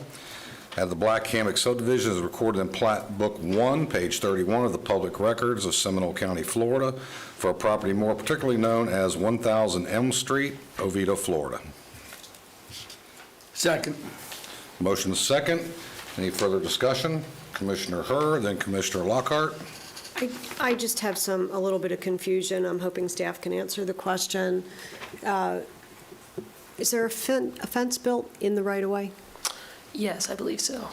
And so we're asking us to vacate right-of-way so that we can maintain the fence that we built in the right-of-way? We did not build the fence. There is a fence. No, I know we wouldn't have built the fence in the right-of-way, but yes. the fence was built by the current property owner. I'm unsure. I know that the drive. They're saying yes, so. So yes, I know the driveway had been existing there for some time. Okay. I will also say there is a proposed drainage easement to be over the entire area to be vacated. Understood. Yes. Just to clarify. think that was worth getting on the record. Thank you. Commissioner Lockhart. Well, I was going to suggest that if we're waiting on a basin study to come back, perhaps rather than denying the request, we somehow postpone the item so that the applicant doesn't have to come back and reapply. Because if there is a drainage easement, and if it appears that we will not be needing that for drainage, I would hate for these folks to have to go through this process all over again and reapply, if there's a different mechanism. So, And I guess that question was really to staff to ask what the mechanism might be, if that's an option. If the board were to make a motion to table or postpone, rather, it's unlikely you could do it to a date certain unless we know exactly when that basin study is going to come back. So if you did opt to postpone it, it would be indefinite, and it would have to be re-advertised, which I think is the one concern. I don't know how the application fee covers the cost of advertising. That would have to be considered in any request to re-advertise. It might need to be covered by the applicant. Okay. So maybe I asked the seconder with that I'll amend my motion without prejudice, and at the future date when the basin study is completed and there's a determination that we will incur the costs here at the county for reapplication and publication. The seconder would agree with that? Mr. Chairman, I could agree with that, but I mean, couldn't we do that at any time when it comes back? Well, I don't know if we want to do it now. I would be agreeable to doing it under certain conditions, but I don't know what is coming back. So I would just say that we could put that in the record, that we would consider that, but I don't know if we want to do that right now, sir. Well, tell me a little more why. I'm just trying to get on the record because I don't want to rely on our staff that might change in 2 or 3 years, Sure, or whatever that date is, or 6 months from now. It's just that, we're presuming, what the study might come back to, what we might need, all these different things that I'm just not, I don't feel comfortable in doing that. I would be agreeable to do it if, if the basin study comes back, says we don't need it and all this other, but I just don't know if we want to just give a blanket approval at this moment. Well, and I understand what you're saying, but my hopes would be, to that point, is during the course of the basin study, if staff determines this would be a necessary parcel to do whatever, mitigated storage or what have you, that when the application was then made after or a second time, that would already be on the staff's radar of telling the applicant, look, the county's going to need that for A, B, and C. And it should not go any further than that, but I mean, they come to the board. I'm just trying to. Yeah, I see what you're trying to do. In hindsight, my concern was this, and during my briefing, I asked this question, which was, why are we doing this when we know this is one of the wettest areas in the county, on one of the most polluted lakes in the region, and we know it floods during an afternoon thunderstorm and really bad during hurricanes? And that concept had not been fully thought through because they are doing the basin study and they really have nothing to hang their hat on of this would be a benefit or not a benefit. And all I'm trying to do is save the applicant the cost and fees. And Mr. Chairman, I concur with you on that. However, what if it comes back and it says we do need it? We're leaving it in the hands of the applicant, not in the hands, because you said, what if the staff comes back and says they don't need it, in the staff. I could see us going ahead and putting something in here that says, and if we don't need it, staff would agree not to charge them the fee for the reapplication. See, if they did come back and they said they did need it, maybe I don't want to get this convoluted, but if they come back and they said they did need it, we're leaving it in the hands of the applicant to come back and ask for it again, even though probably the same thing would happen and it would cost the taxpayers money. Sure. Advertising and everything else. So I'll try to clean that up before I go to Commissioner Lockhart. I would agree to amend to basically say that the county would assume the fees of the application and advertising of the agenda item if such item were to move forward in the future after the basin study has been completed. And determines that the land is not needed. Yes. I think that's what Commissioner And Constantine determines if is the land is asking. not needed. Otherwise, we have an unnecessary hearing that we have paid for, that the county, the taxpayers. That's what I'm have trying to paid say, for. yes. So let's go to the county attorney. My concern with that option is that should the county need it for drainage purposes, we have just an open-ended, never decided application for right-of-way vacation. So if we're going to move to continue it, it's with the assumption that it needs to come back one way or another. No, Kate, the motion is to deny. Deny. The motion is to deny, and only if we. Okay, that's the part that I just said, Right. Darren, I didn't Yeah. follow. I didn't follow that, so that's Yeah. what I missed. You said motion to deny. Deny. And then if we don't Without need the prejudice. drainage, Without prejudice, yes. they can come back, apply again. Without the fees. Without the fees, it'll be re-advertised, another public hearing. Correct. That's better. If we don't need the property. It's unusual, but, Yeah, I don't know that I'm comfortable going if we don't need it. Well, okay, well, that's the thing, That's put it your in. denial, though. Because that will be determined at some later date. Commissioner Lockhart, would you like to take a stab at the amended?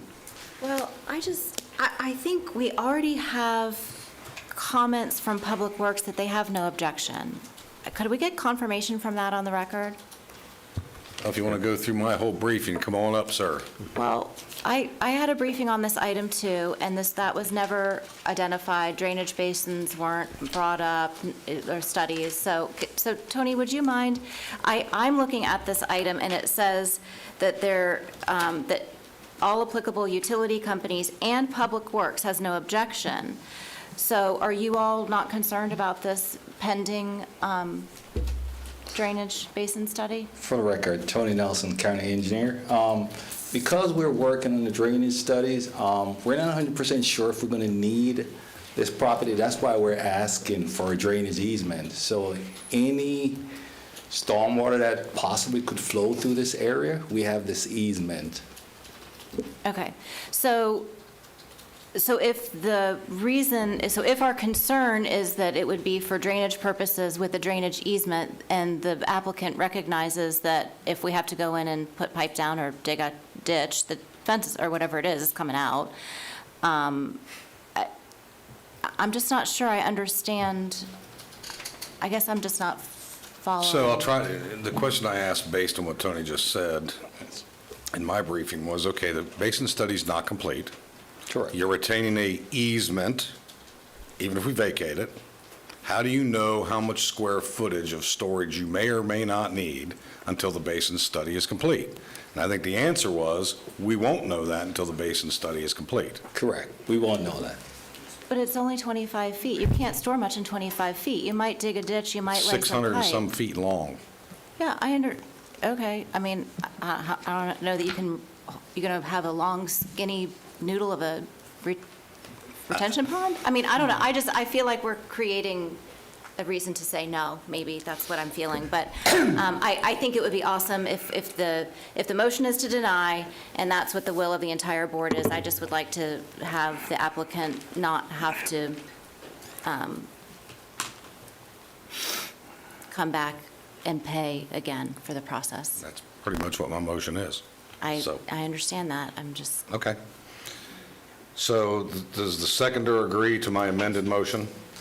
Just repeat it, sir, so Okay, I'll try to I'm get this familiar, right. so I have it.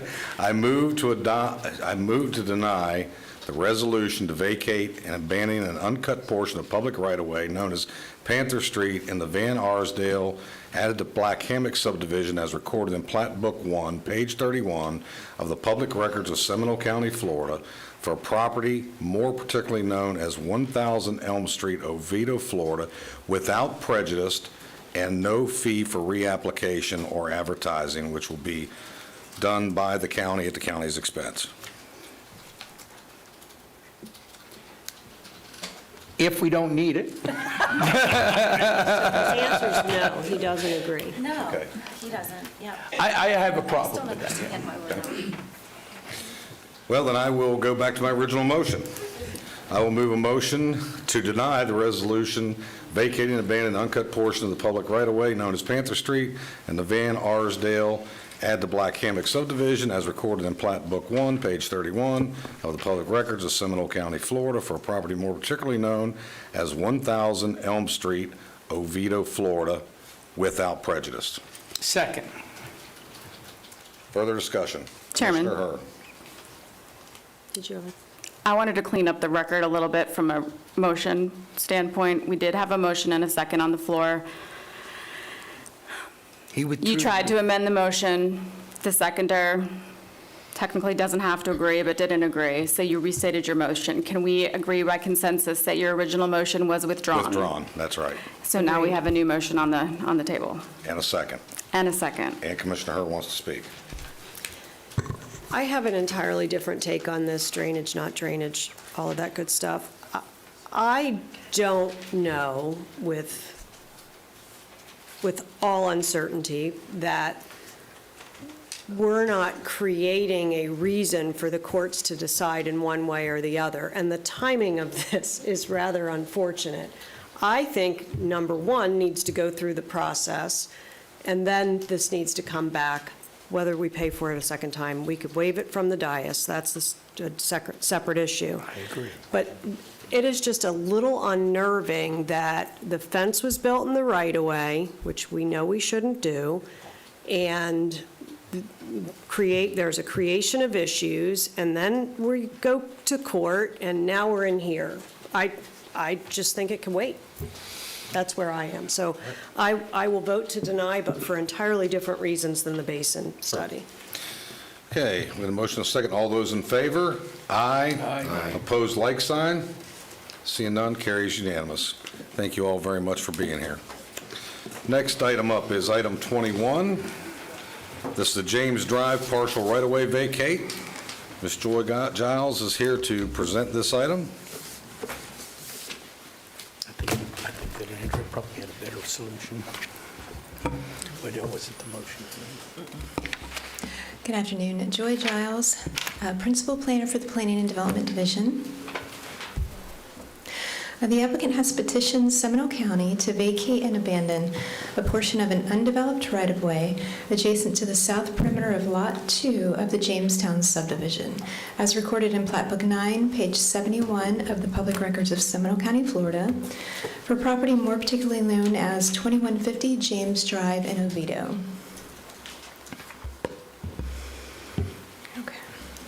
The portion of undeveloped right-of-way subject to the vacate request is approximately 54 feet wide and 73 feet in length, containing approximately 3,900 square feet. If the vacate is approved, as requested, the owner of Lot 2 will receive the entire 3,900 square feet of vacated right-of-way and will incorporate the subject area of vacate into his property. A portion of undeveloped right-of-way being approximately 53 feet wide and 24 feet in length, containing approximately 1,274 square feet, would remain adjacent to the south perimeter of Lot 2 and the east perimeter of Lot 5, and will continue to be utilized as access for Lot 2 and Lot 5 of the Jamestown subdivision. Lot 5 is owned by the St. James American Methodist Episcopal Church and is directly adjacent to the west of the area of the subject vacate. The owner of Lot 5 has a rezone application under review with Seminole County for the historic Oviedo Colored Skull Museum, PD. The property will access directly from the 24-foot wide right-of-way that will remain intact if the vacate is approved. The applicant has provided letters of no objection from all applicable utility companies, and Seminole County staff has no objection to the vacation and abandonment of the right-of-way as requested. The request complies with all requirements of the Seminole County Land Development Code and Florida statutes for vacating and abandoning a right-of-way. Therefore, staff requests that the Board of County Commissioners adopt the resolution vacating and abandoning a portion of undeveloped right-of-way known as James Drive in the Jamestown subdivision, as recorded in Plat Book 9, page 70 of the Public Records of Seminole County, Florida. Thank you. Thank you very much. Any inquiries from the board? Mr. Commissioner Chairman? Delory, this is your district. Yes, I have You a question inquiry? for our staff. The reason why we're doing a partial vacate is because the area that you're leaving in the right-of-way has utilities, correct? That is correct. Thank you. Is the applicant here and wish to make a presentation or statement to the board? If so, sir, please come up.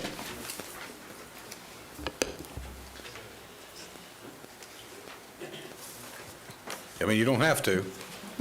It's up to you. Okay, I'll give you that opportunity. All right, we'll now move to public comment. If you will read the names of those wishing to make public comment, we'll get them down here and get them lined up. All right, we have 3 speakers, Chairman: Judith Smith, Francis Smith, and Richard Reap. Very good.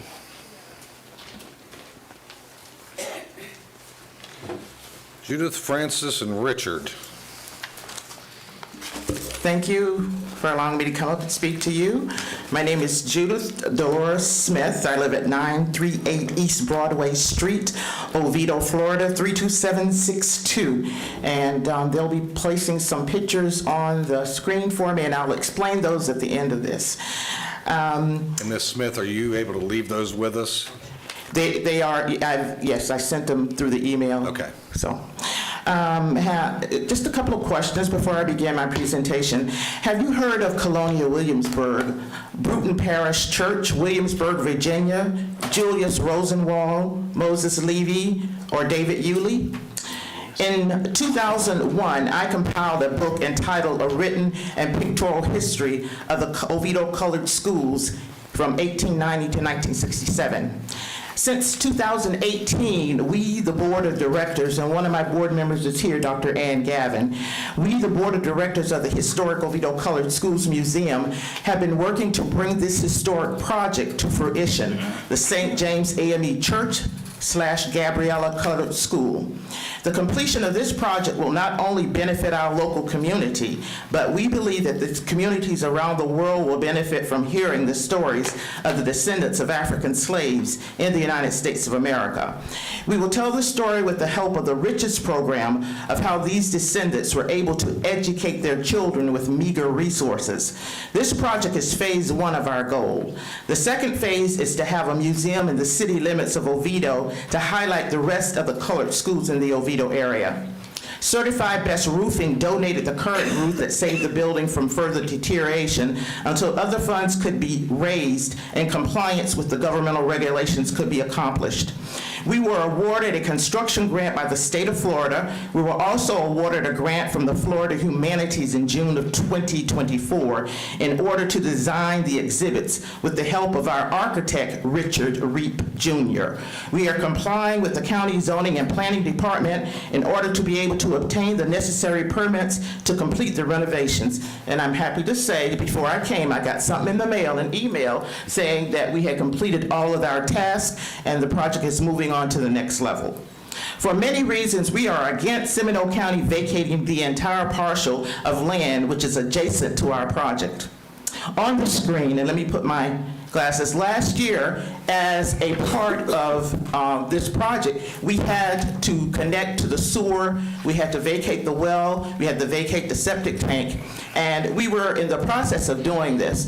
These pictures up here I believe is the second hole that we had to dig because of faulty records from the county.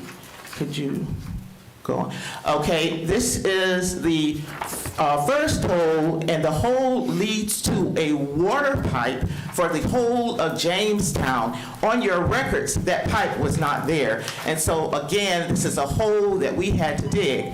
That third picture up there, is where we ended up connecting in the right-of-way. The first connection was to the pipe, the same pipe at the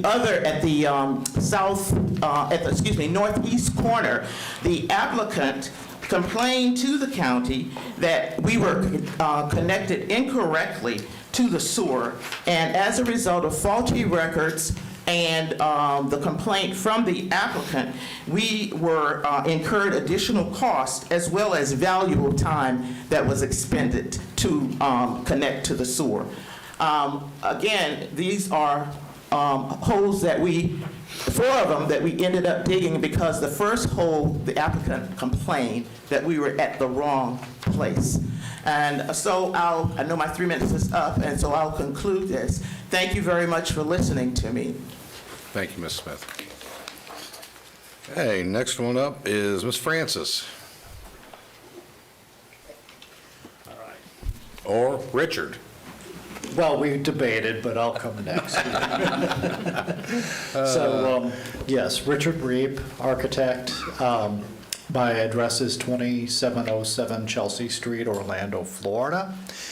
I am Ms. Smith's architect for the renovation and conversion of the project.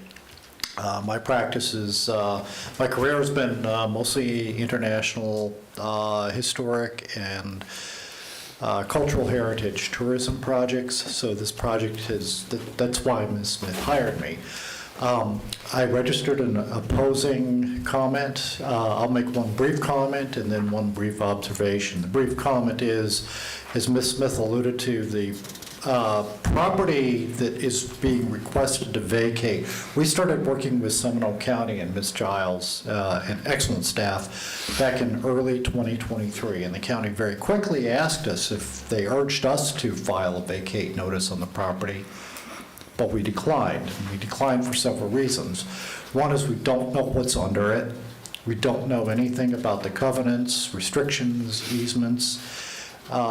We don't know any of the utilities. And as Ms. Smith just mentioned, the county doesn't either. So there was a lot of risk in terms of rework, of cost, construction costs, that the project simply doesn't have. The project is, we're a very small project with a very small budget and very small fees. So we proceeded along without that. The risk to us in terms of, the risk to anybody in terms of vacating adjacent property is that it will have something underneath it. And we don't have any surveys, we don't have an ALTA survey, we have nothing on record that shows us what we'll be dealing with after the vacation. Although you did identify there are utilities under the portion remaining public, we still don't know what is under the portion that's being proposed to privatize. So we're against it because we simply see, and I mentioned early 2003, simply by saying, we've worked with the county now for well over a year, and lots of rework, lots of unknown conditions and things that have slowed, delayed, and caused a lot of issues. So we're really against any changes around us.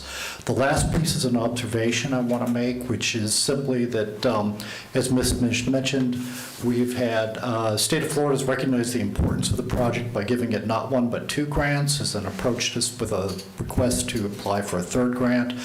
This particular open space, if you can flash back onto the screen the plan, that's historic open space that surrounded the museum that we're about to build. That open space, if you doubt the importance of open space, you might recall last June when we learned that the state park system might become privatized, and all that open space was going to go away and become some kind of private development. Sir, we need to try to wrap it up. Yeah. So the importance of open space cannot be underestimated. So we remain in opposition to it because we feel that open space is critical to the mission of this, and that cultural heritage tourism here, in working with Visit Florida and Visit Orlando, looks like we're going to be coming to Seminole County EDC with some interesting options to use this as a hub for some cultural heritage tourism in the near future. Thank you. Thank you. Next speaker, please. Ms. Francis, welcome. Yes, I'm Gloria Smith Gordon. I'm Francis Smith's daughter. She is deceased. And whose name was on the speaker form? Do I have the wrong person called up? Ms. Francis, and then Ms. Gloria is underneath it. Okay, gotcha. yes, because I'm gonna we're say, our property home. I am getting old, my hearing is getting a little fuzzy, but But please. I would like to, I disagree with the request for Jamestown to be partially right away, vacate rather, because the person that's there now hasn't been there that long. And before then, I know there was a family there. I know at least 60, 65 years of my life. We had no problems. But the person that's there now has a Winnebago beside the house, plus a vehicle. And he wants to not let us use the road in the back of the church to come in, which was always done. And I am very much against this because it's not fair to the community and to our building there, our historical. My grandparents founded Jamestown, Ben and Esther James. And this is our church. It's a historical music. I'm sorry, I'm nervous. There's a historical plaque there on our property. And I am completely against what they're asking to have done because with the other family living there, I know over 60 years, we had no problems, none of us.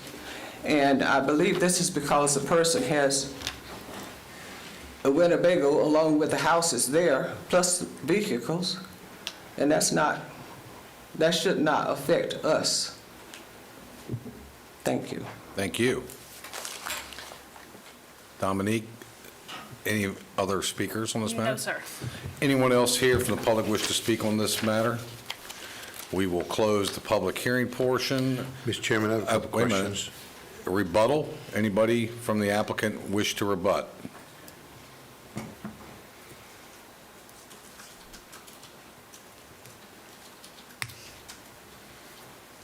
Mr. Chairman, Commissioners,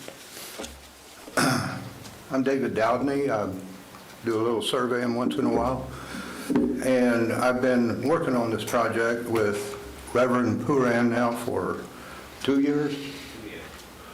And first of all, we're not vacating the whole right-of-way.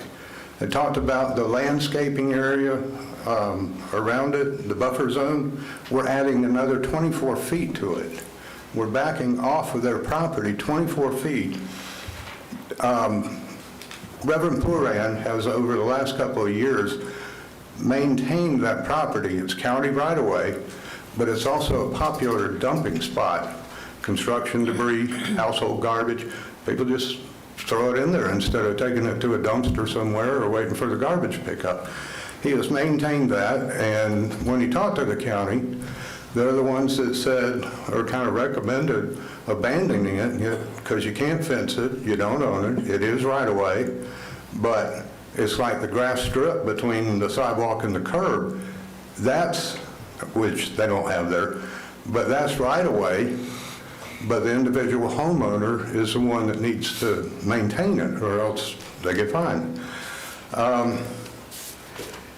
That 24 feet is where the sewer line runs. We located the manhole in the front and then the stub out in the back, which goes to his house in the back. So it also has the sewer line and the stub in it. We also gave a 10-foot easement off of his property that goes to the next piece up north for the sewer line. Now that, I believe it's still on septic tank. They haven't connected into it yet. but that was planning ahead for the future. That's pretty much what I've got to say. It just has been a long uphill battle to get this far, and we have staff recommendation, and I appreciate that. They've worked hard on it. Sure. And nothing but admiration for the process. It was drawn out quite a bit, though. We started with 20 feet, which is the minimum that right-of-way to a parcel, and that was up to the lot 5 and the next lot up. Both are using it. And Mr. Potter, the engineer, he recommended going to 24. That just gave him 4 more feet as a driveway, and it also was sufficient for Reverend Buran to bring his Winnebago out and in when he needed to. We just tried to accommodate as much as possible because he's getting tired of cleaning up the public property. Sure. All right, thank you very kindly. All right, we will go to Commissioner Delary. This is your district, sir. Thank you, Mr. Chairman. I have a couple questions for staff, if I may. Staff? Any particular members? Well, they're not doing a full abandonment. They're going to vacate only portions of it. So the question I have, and we can decide which staff member can address it, is the part that's going to remain, which is the 24 by 53 feet, is the utilities in that portion that's to remain? Yes. Okay. So in the portion that you're asking for the abandonment of, or the vacate, there's no utilities in it? There are no utilities in that Have we verified that? Sir, I'm sorry. Please, have a seat. Thank you. Have we verified that? It was confirmed by the utilities department that there were no utilities in that area of vacates. Okay. So by just doing remaining 24 feet of right-of-way for the utilities, the surrounding lots, 5 will have access to that as well, correct? Yes, that's correct. Okay, thank you, Mr. Chairman. Because we're leaving the 24 feet of right-of-way to remain where the utilities are, I see no reason to vacate, we should continue and vacate the right-of-way. So with that, I'd like to make a motion to adopt a resolution vacating the abandoned portion of the undeveloped right-of-way known as James Drive in Jamestown subdivision and recorded in Pat Book 9, page 71 and 72 of the public record as Florida as presented here to remain, and also the right-of-way to remain for the utility portion. Got a motion? I'll second that, No, I'll second that. please. I did. Second by Constantine. I have a question. Commissioner Lockhart, then Commissioner Herr. So just to get a lay of the land, to better understand, and I might need the attorney to weigh in to help determine who gets what in a vacation. Lots 4 and 3 are owned by Ms. Smith, is that correct? The heirs to Ms. Smith. Lot 3 and 4, I'm not sure. They're not a party to this application, and I don't know the ownership on Lot 3 or Okay. 4. Ms. Smith, I'm so sorry. Let me just, if I could, ask.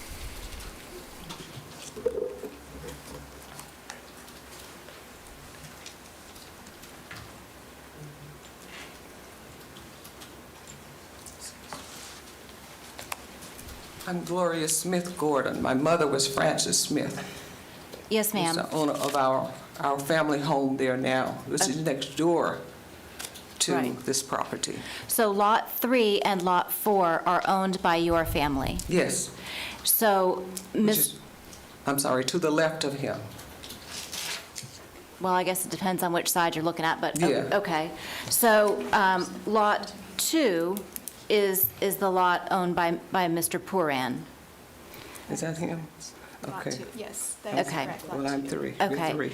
So could I ask, in an application to vacate, why would not all of the surrounding properties get a portion of that vacation? Why would all of it go to one property owner. I thought that they were supposed to be divided to the adjacent property owners. So in this case, the property is only adjacent to Lot 2, which is the applicant's property, to the, I guess, southwest of the area to be vacated is existing right-of-way that remains right-of-way. So since there's no property owner to the southwest of the area to be vacated, it all reverts back to the ownership of the applicant.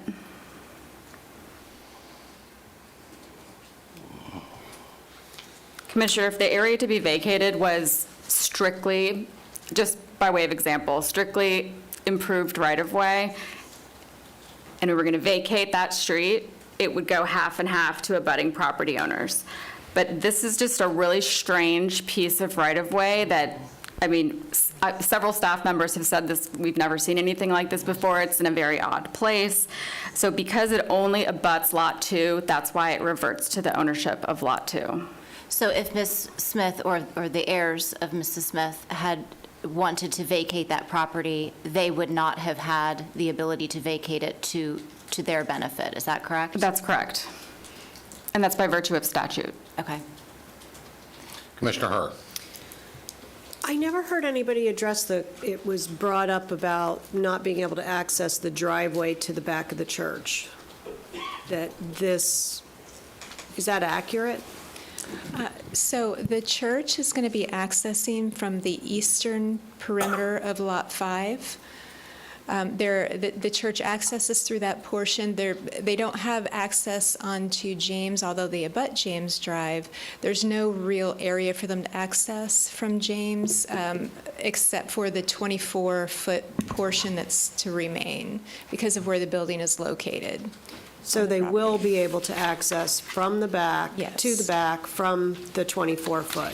Yes, they will. Okay. Any further inquiries? There's a motion and a second. All those in favor? Aye. Opposed, like sign? Aye. Seeing it carries 4-1. Thank you all very much. Next item up is item number 22, Sanford Commercial Development PD rezone. Ms. Annie Silloway will be presenting this. Ms. Silloway?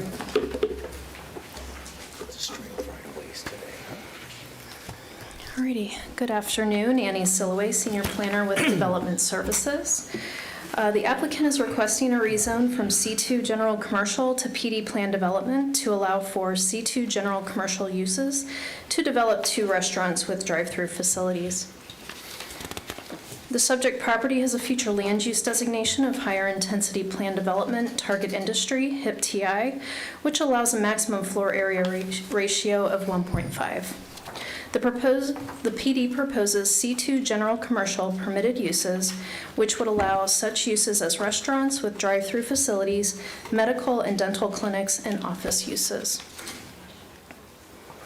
The subject property is within the State Road 46 Gateway Corridor overlay, and the applicant is proposing to meet all requirements within the overlay district, such as, but not limited to, providing a 25-foot wide landscape buffer adjacent to State Road 46, providing a 50-foot building setback, adhering to a maximum building height of 35 feet, and complying with all signage, lighting, and landscaping requirements.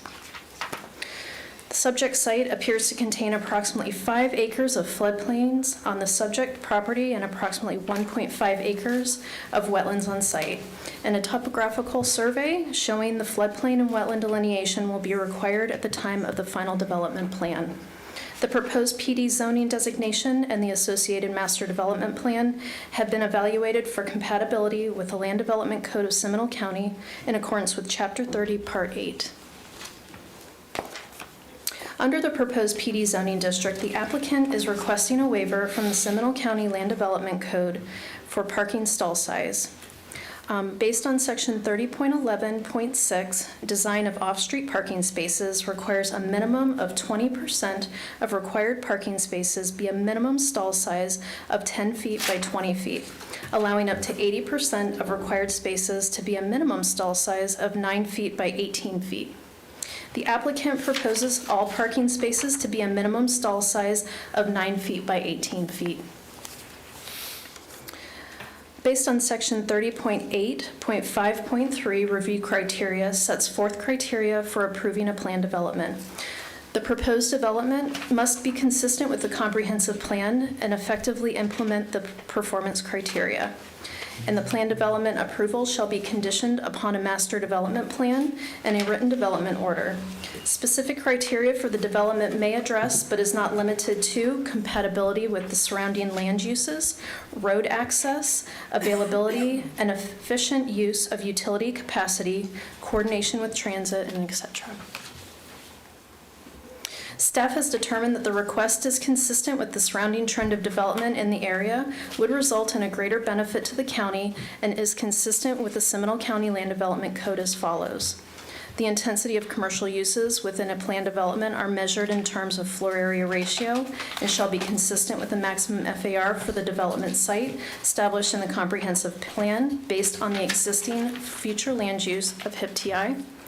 The proposed development is in character with what is currently established along the segment of State Road 46 Gateway Corridor, which primarily consists of commercial, higher intensity planned development target industry uses, and office. Also, under the Seminole County future land use designations and allowable zoning districts, the applicant is required to rezone the subject site to PD plan development to be compatible with the future land use of HIP-TI in the comprehensive plan. The applicant conducted a community meeting on May 30th, and the Planning and Zoning Commission met on December 4th, 2024, and voted unanimously to recommend the Board of County Commissioners adopt the ordinance enacting a rezone from C2 to PD. Staff requests the Board of County Commissioners adopt the ordinance enacting a rezone from C2 General Commercial to PD Plan Development for 2 restaurants with drive-through facilities, and approve the associated development order, master development plan, and the parking waiver. And that concludes my presentation. Thank you. Any questions for staff? Seeing none, does the applicant wish to make any statement at this time? Please come up. Rebecca Wilson, 215 North Eola Drive. Just one clarifying point. We do not intend to build 2 restaurants with drive-throughs. We're asking for general C2 uses. It's probably going to be 1 restaurant with a drive-through and another use. So I just wanted to clarify that. This is the piece of property that's there in between the Wawa and the Chick-fil-A drive-through, kind of the last piece along that corridor to be developed. Happy to answer any questions that you all may have, Chairman. Any questions? Commissioner Constantine. I believe I heard that there is wetlands on the property. What mitigation are you going to do? There are wetlands on the site. The plan, I was just trying to read it in case that question came up, but we have secured mitigation for those wetlands. It's note 24. The district has approved the wetland mitigation and the UMAN score, and we have secured mitigation credits, and we're working through our permitting. So to follow up, this is not going to be on site, because I'm looking at the site plan and all the trees that are there are gone. So this is, you've got this through the district, you mean the St. Johns River Water Management District?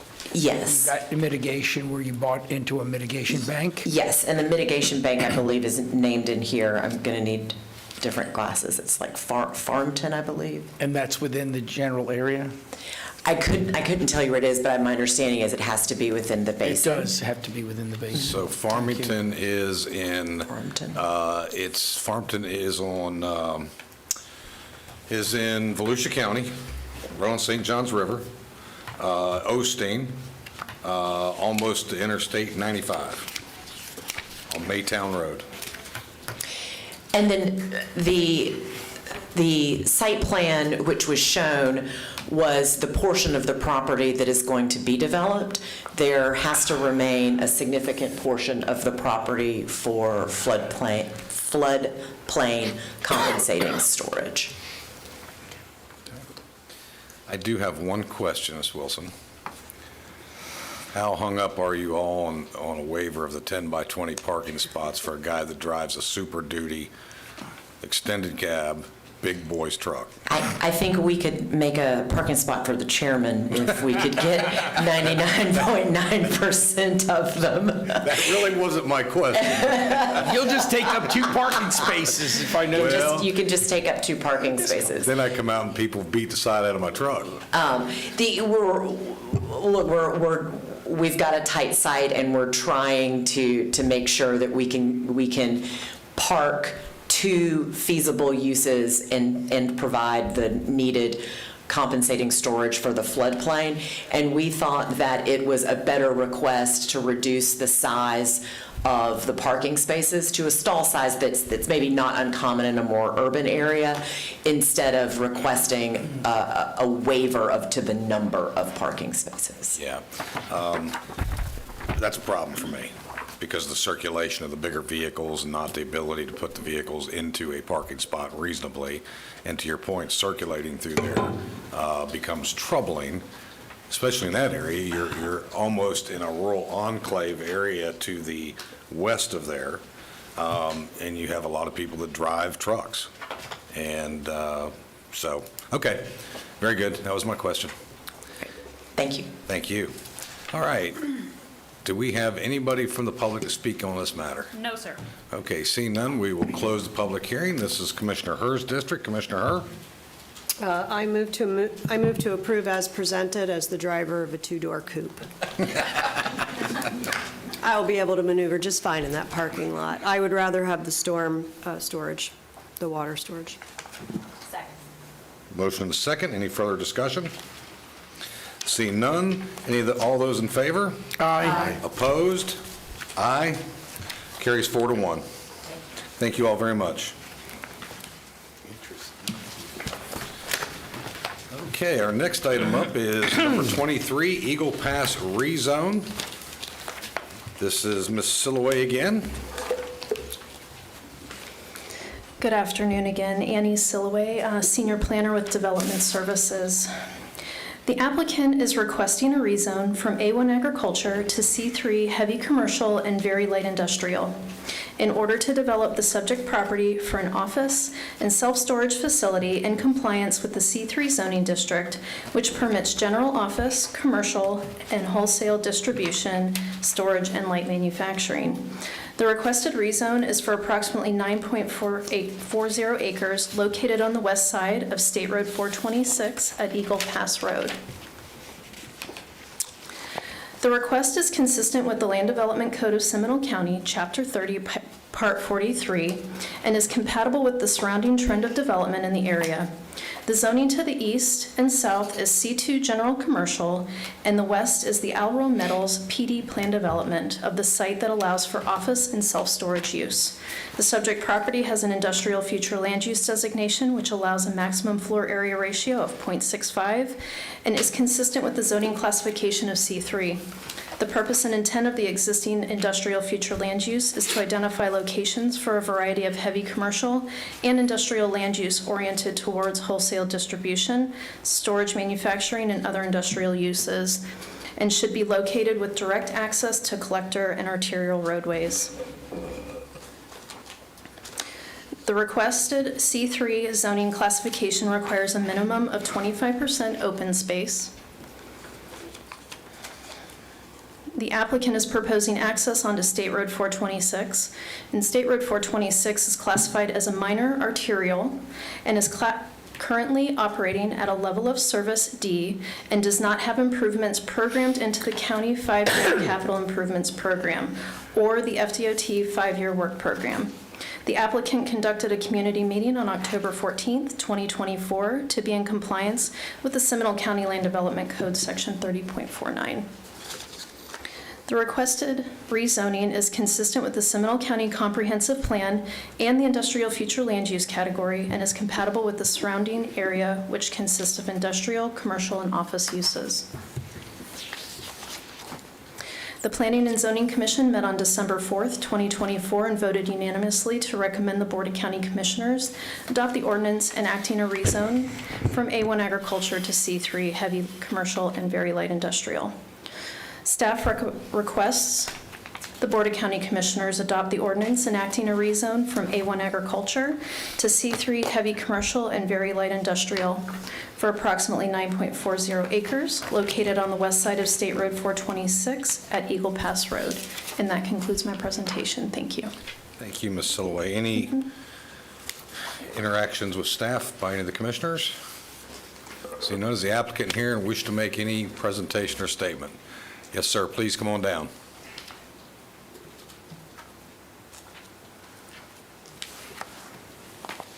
Name and address for the record, please.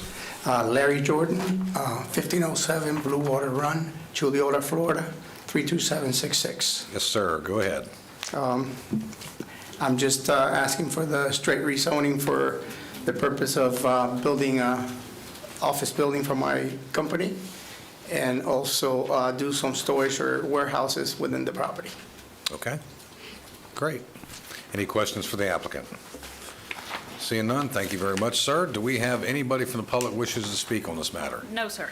That's it. We will close the public hearing. This is a Commissioner Delari's district. Commissioner Delary? Thank you, Mr. Chairman.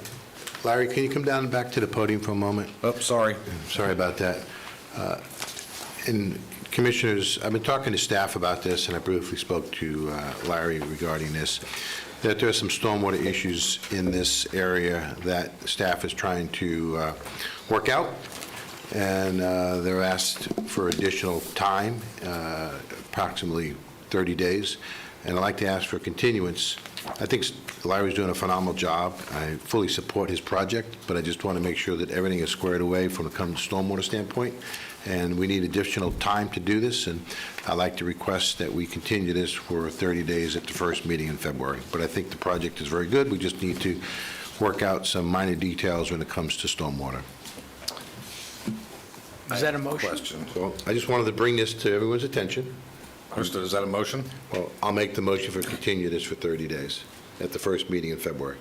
Okay, I have a question for staff. I'll second that for Motion is discussion. second. Question for staff.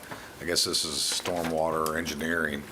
Do you believe you'll be able to have this review done in 30 days on what Commissioner Delary is referring to about stormwater possible needs? For the record again, I'm Tony Nelson, County Engineer. We spoke to our consultant. We've been coordinating with them for the last week and a half so, and we spoke to them this morning, and they told us they should be ready within 30 and 60 days. Well, it needs to be done within 30. We don't want to hold this project up. We really don't. Got it. So with that said, do you feel you could get an answer within 30 days? As soon as I'm finished, I'm going to get on the phone and talk to the consultant and try and get it done in 30 days. And can you add some clarity? It sounds like what I'm hearing is that there's a belief that we may need some easement or right-of-way for stormwater on this property? Yes. Okay. There's a major ditch that runs through this property that drains from the south and east, Wentworth subdivision. Okay. Goes north through a series of private properties, then it goes on to 426, then it goes through Mr. Jordan's property. Okay.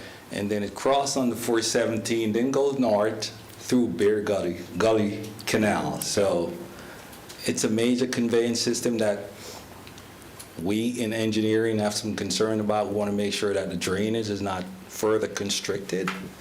That's causing a problem downstream. And preliminarily, we've spoken to the consultant, and he's coming up with some analysis and solutions for us.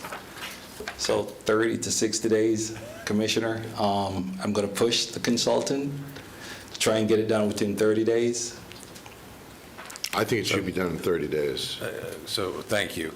Question for Mr. Jordan. I know projects are typically time sensitive. How time sensitive is this for you? Well, we're ready to start design on the project. Obviously, we're waiting for the zoning and the approvals. Okay. So we definitely would like to see it done, so as soon as possible. That's why I said 30 days. Okay. All right. Commissioner Lockhart. So refresh my memory. I don't ever remember coupling a zoning decision with an engineering decision. I my recollection for most all of our items has been that zoning is the use, and zoning occurs, and engineering occurs once that zoning is given. And so help me understand why we would be holding up the zoning for engineering. Good question. Are you asking me, Commissioner? I'm asking somebody Yeah. who knows planning and zoning and engineering. How's that you? Because for years, as a staff member and as a member of this board, it was kind of drummed into my head that we don't make zoning decisions based on future engineering and design, that's at another phase of the project. We do rezoning, and then the engineering takes place. So I'm just wondering why has something changed? Jose Gomez, Development Services Director for a straight zoning. Normally, you can't condition straight zoning, and we normally do not make those decisions until you get to site plan engineering. However, this situation is slightly different in that it's a potential regional issue that the county has been studying under a basin study. So what the commissioner is requesting is additional time to determine if there is a need for a larger easement or conveyance system through the property, which the county at this time isn't ready to answer because we haven't finished the study, and that's what the county engineer, Mr. Nelson, has indicated. So the commissioner has requested additional time, but you are correct in that you would not be able to condition a straight zoning. That's why the continuance is being requested. Yeah, that would be contract zoning, correct? Right, correct. Yeah.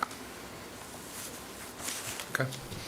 Any other questions? Seeing none? It's a process question that we'll wait until later. Yeah. Chairman, can I clarify the motion for the record? Sure. I'm hearing Commissioner Delary say the first meeting in February, so it's a motion to continue to a date certain to February 11th. That is correct. Okay. And the seconder agrees to that? Seconder agrees to that? Yeah, I'm looking at the dates, just to make sure. Sure.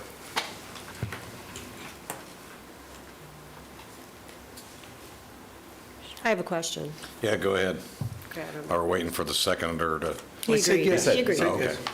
So what's our plan if it's not 30? Because we're here and they said 60. So I think we can dictate things from the dais all we like, but the reality is it may not be doable in 30. So I would love to be able to have you leave here with an idea of what happens if. So, County Manager, can you pull this off in 30 days? Yeah, yes, we can. Okay. We'll get with our consultant. You can yes. get to enough Yes, absolutely. certainty of whether there's Yes. an issue that's needed or not needed? Yes, absolutely. Okay, fair enough. Does that answer your question? I think that the question was on the behalf of the applicant Right. so that he can plan appropriately. So date certain. All those in favor? Aye. Opposed, like sign?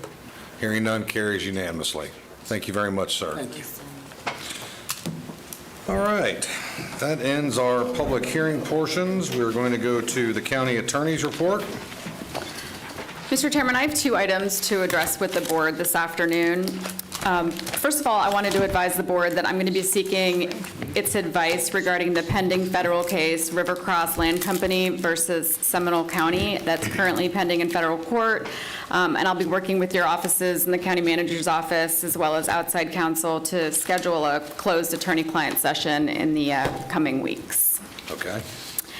The next issue is related to a property referred to as the Haddock property, over which an easement is needed for the county's Midway Drainage Improvement Project.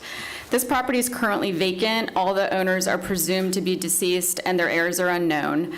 The county has a code enforcement lien on this property that is currently valued at over $200,000, and we initially intended to foreclose on this property, and the board actually authorized a foreclosure, and that has been filed. But because of our lien, we recently received notice that this property is going to public auction during a tax deed sale next week on January 23rd.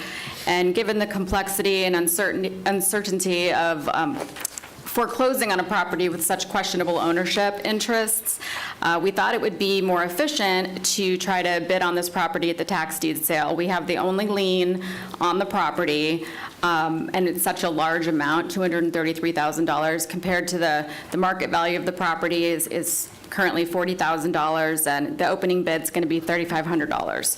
So what I'm looking for today is the board's consent for the county attorney's office to work with county staff to participate in the public auction and attempt to purchase this property.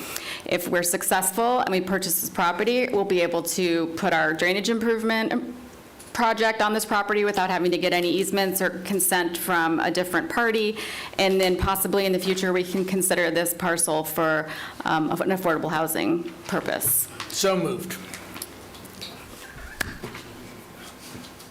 Well, Mr. Chairman, it's in my district, so I motion to authorize the county attorney's office to work with the county staff to purchase the Haddock property at public auction and take all reasonable actions necessary to furtherance the same. So there's a motion and a I'll second. second that. All right. All those in favor? Aye. Opposed, like sign? Carries unanimously. Chairman, you can let us know, we just went tax deeds online auctions this month, so you can let us know how the new system works. Yeah, I heard this is going to be the first public auction online, and we're... Well, we already had one. So oh, you did one? Okay, all right. Yeah. How did it go? Could be the second if you're in the next one. Good, all right. Thank you, board. That concludes my report. All right, next up is the county manager's report. Yeah, Mr. Chairman, just a couple items. One is, as you know, this past weekend marked our 15th consecutive year that we hosted the ECNL soccer tournaments, both the girls and boys. We had over 300 teams that came from all over the country. Very successful event. Big shout out to our tourism team as well as our Parks and Rec team. I think Commissioner Herr was over there for over the weekend. Commissioner and Commissioner Delary. So anyway, just a great event. And then the second one that I have... Can we just stay on there for a second, Sure. if I might? Sure. What's impressive about that event is they did stagger starts, and Commissioner Herr and I were there. And it was impressive to see that from a traffic standpoint, the congestion wasn't as big or as issue-ish as it has been in the past because of the stagger starts. Awesome. Great. And that was the girls' tournament over this. Both this of them. both of them. Okay.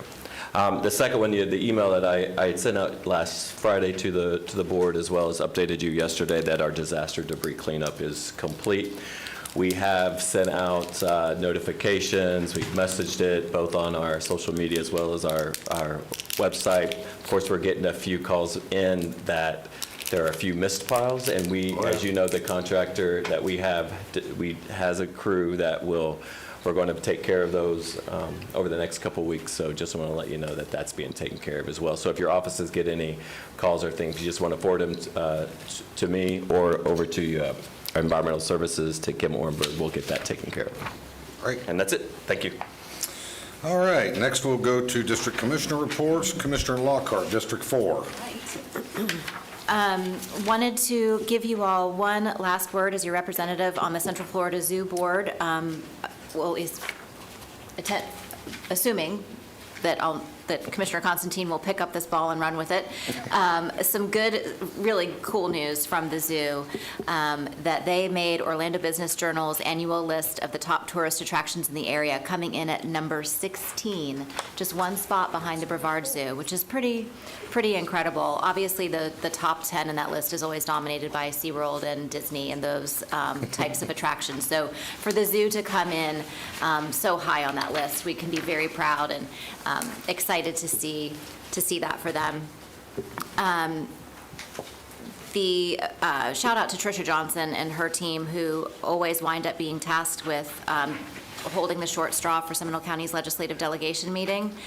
While it is not our meeting, we host it here for our delegation, and there always seems to be something that Tricia winds up being the hostess with the mostest for that day, so thank you for that. There was a lot of good input from citizens and from members of this board. The ribbon cutting and gala opening for the Orlando Health Lake Mary Hospital was a huge event this last week. The community is so blessed to have such a tremendous facility right here in the heart of Seminole County, right there in the I-4 corridor. it's just an incredible facility. Very happy to have Orlando Health here and have such a great partnership with them. Coming up, we'll be hosting, I know it's in Commissioner Zembauer's district, but as a sponsor of the 47th Annual Central Florida Scottish Highland Games this weekend, I'm excited to share with you all. It's yet again going to be at Central Winds Park, and the weather doesn't look great, but the event takes place rain or shine. So whether it's misty or downpour or whatever, we'll be out there in our maybe not kilts if it's really raining, but we'll be out there for sure celebrating. So love to see everybody out there. And of course, Martin Luther King Day is Monday, Martin Luther King Jr. Day.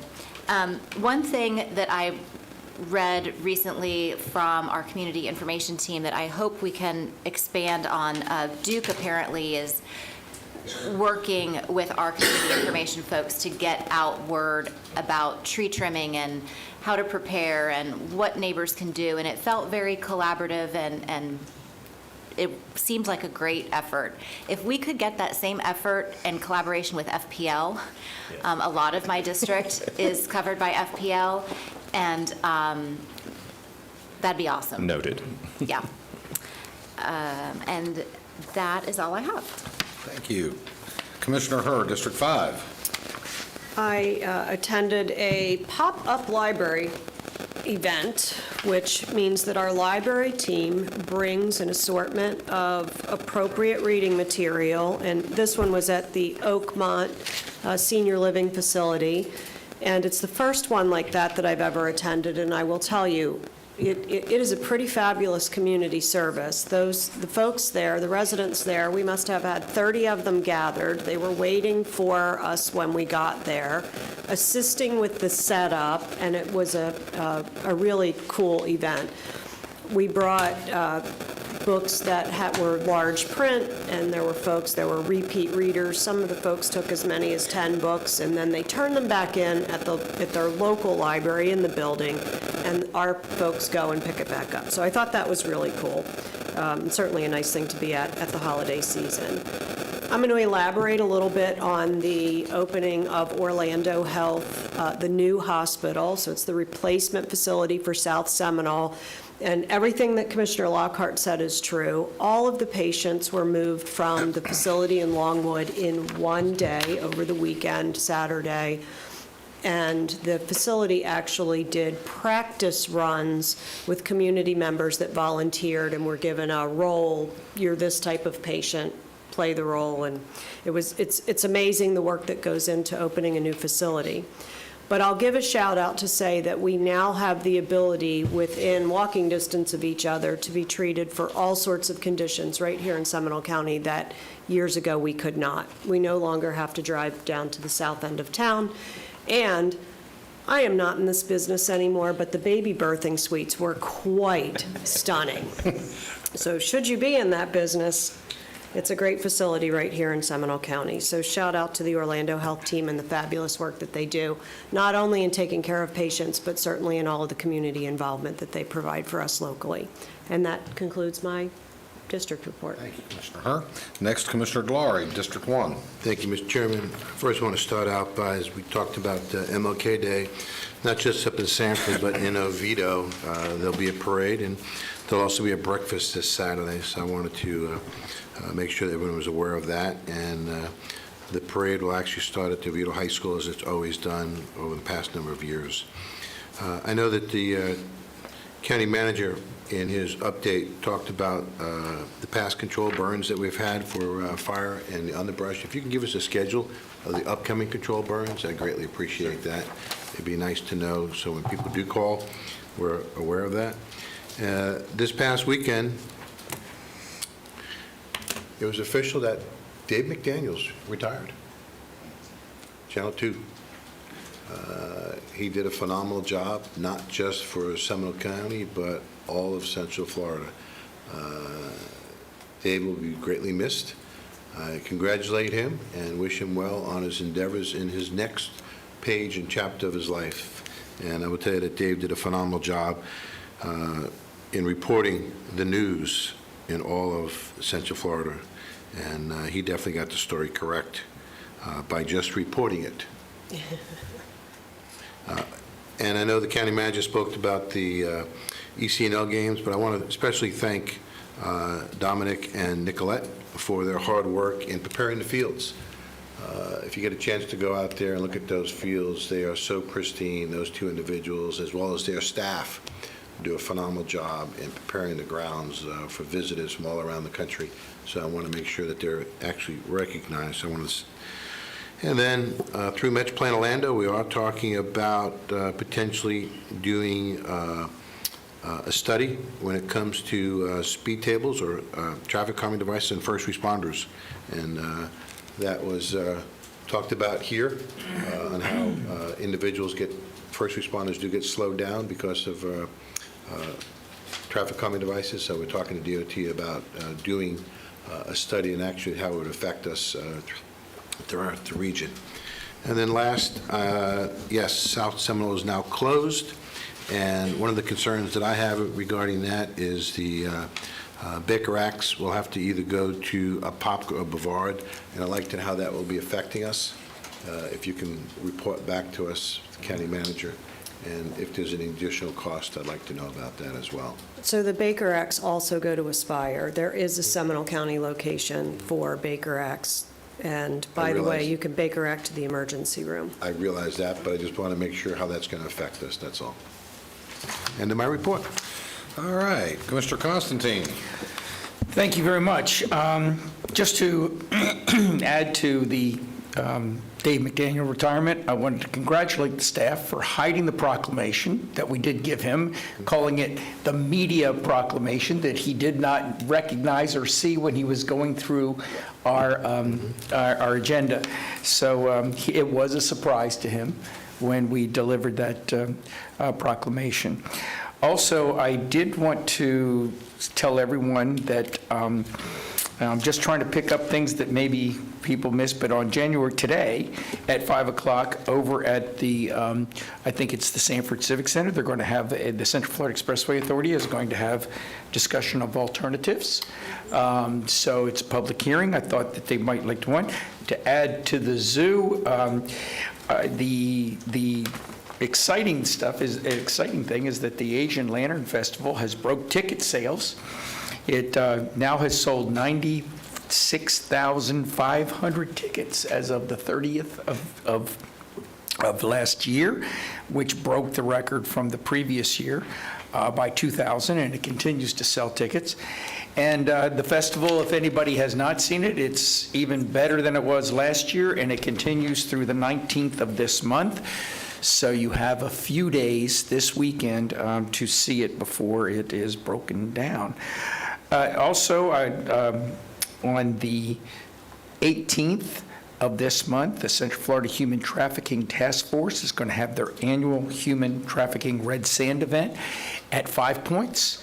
And I do believe and I hope that we can have a proclamation, because this is the month for anti-human trafficking. I have discussed it with the staff. I hope no one has an objection to that. Also, the Florida Trust Board is going to have one of their two annual meetings on the biannual meetings on the 23rd of January. And the FWC has asked me to speak at the Wildlife Conservation Session on the Florida black bear with Mike Orlando. So that's going to be happening on the 23rd also.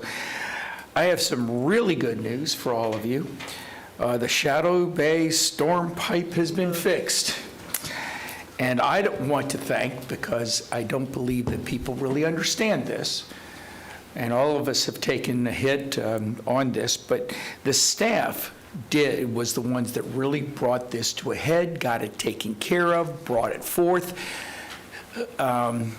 I got to tell you, I think they still would be fighting if it wasn't, unfortunately, for us having to intervene on that, but we did. And the last thing I just wanted to say, there was a debate I was watching on television the other day, exciting debate, as to when's the last time you can wish everybody a Happy New Year. And it was decided that it was the 15th of January. So Happy New That is Year, a happy new everybody. year. Tax day. That's not always a happy Yeah, tax day. Happy New Year. No, 15th of January, so Happy New Year, everybody. And that's all I have today. Great, thank you, Commissioner Constantine. All right, all of you should have copies, I know my office and staff sent out to you, the BCC schedule for the 2025 board meetings. I need to make sure everybody is okay with those meeting dates. Everybody's okay? Mr. Chairman, just one request I have. I know that on the schedule was canceling June 24th as a BCC meeting, but we're having 2 work sessions the week before on the 17th and the 19th. Right. I will not be there that week, and I'd like to know if we can switch the 19th work session to the 24th, because I will not be there that week of the 17th and 14th. But if you can't do it, I understand. Okay. So I'll do what the will of the board is, but I've made adjustments to this schedule, I think, 5 times now. I prefer to leave it like it is. I've covered everybody's schedule. So with that said, I'm not sure we'll need a second work session back-to-back, but it's scheduled at this point. That's fine. I just want to make sure everybody's aware of that. Commissioner Constantine. Yes, and as all of us have tried to make accommodations to this schedule also, there were things that I wasn't going to be able to make, but have made changes that would. But I did want to point out that in June 10th, there's probably a very good chance I will not be able to be here. Okay. So I wanted to let you know that. And that's all. Very good. All right. Staff, you're good to move forward with your meeting schedule. Need a motion? Yes. Motion to adopt the 2025 BCC meeting and work session schedule as presented. Second. Motion second. All those in favor? Aye. Next is the board appointments, chairman appointments. I've circulated this, and we've had to update it on a couple of items. I want to make sure everybody's okay with that, and I'll be looking for a motion to approve Move to those. approve as presented. Second. Motion second. Any other interaction? Seeing none, all those in favor? Aye. Opposed, like sign? Hearing none, passed unanimous. Thank you all very much. And I want to just take a minute and thank all my fellow commissioners that served on boards last year, that did great work in certain areas. And as you know, I've value consistency and have reappointed many of you to some of the same boards you were on just to keep a consistent knowledge base and work product on behalf of the citizens of the county. Also, Commissioner Lockhart will be taking over from me on the Medical Examiners Board. Hoorah. You'll get to travel to Sumter County once a month. And there's no doubt in my mind she'll do a great job on that as well. And hopefully I've left enough information with staff and so forth, and that everything will get carried forward appropriately. Never appointed you to that. Yeah, that was Commissioner Constantine, and I've been there, I think, 4 years, 5 years on that deal. But anyway, I want to give a shout out to the sheriff's office and staff at the landfill. In my district, we've had quite a few complaints about Osceola Road, State Road 46 area through Geneva with untarped loads going to the landfill with a lot of paper, plastic, and debris showing up on the road and the roadsides and the ditches and so on and so forth. The Sheriff's Department has put up heightened patrol to remind people that all loads must be tarped. They've also set out a group of inmates and other folks to do pickup garbage on the side of the road.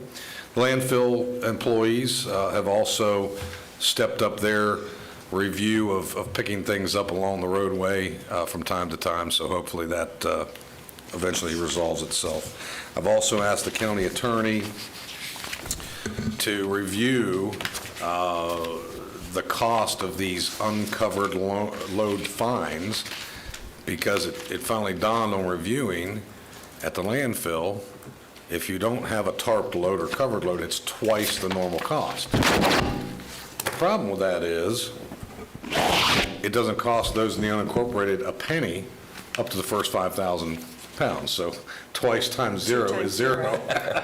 So there's no real incentive to tarp the load, and the citizens out there are just quite frankly fed up with all the debris and trash that's laying on the road. Also in my district, Jane Creek, we had a report of a suspicious odor that is coming from Jane Creek. Staff has gone out and sampled the water, and it's being tested to determine why this offensive odor has suddenly occurred in Jane Creek.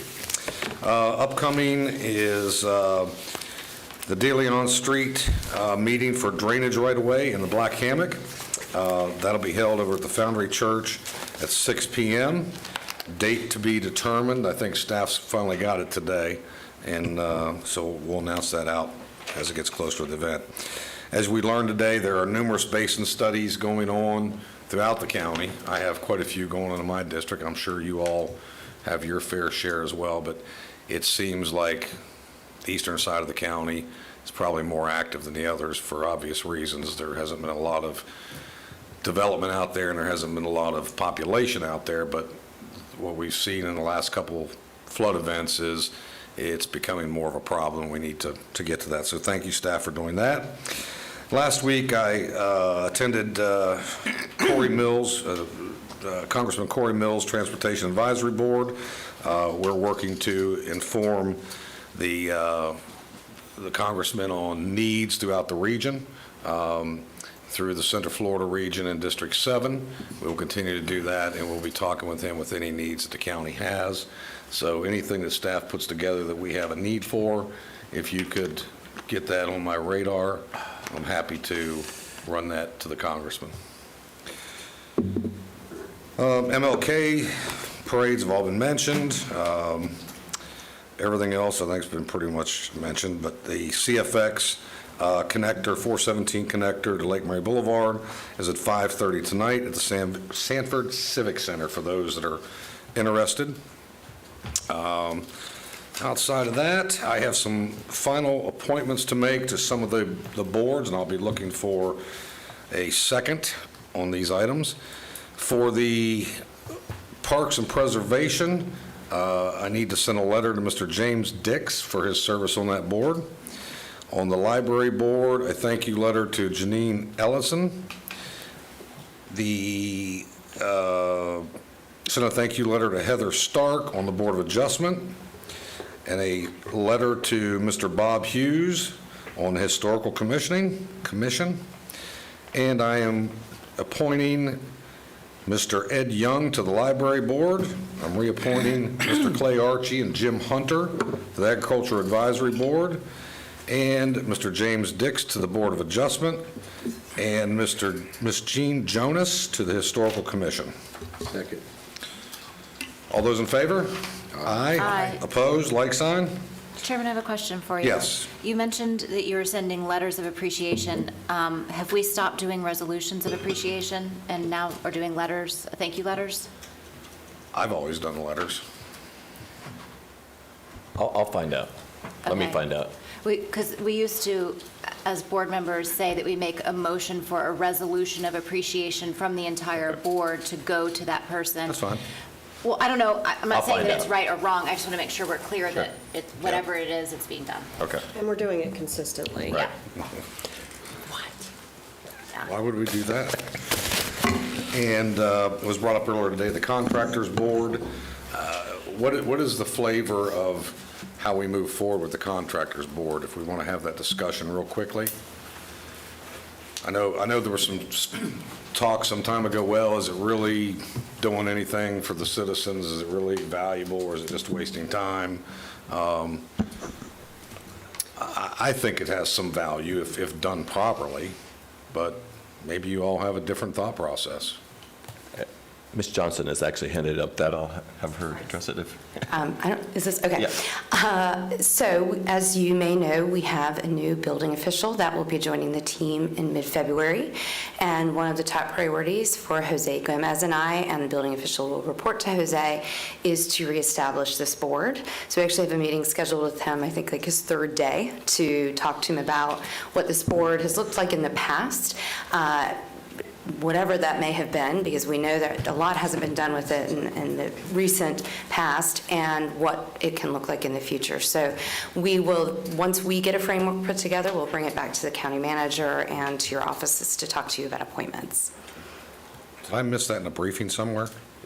No, this was just, we have just been discussing this. Let's say. Yes, no. If I missed that one, I don't know. No, it's I think, 24 hours old. Yes. Okay, yes. Very good. Commissioner Herr.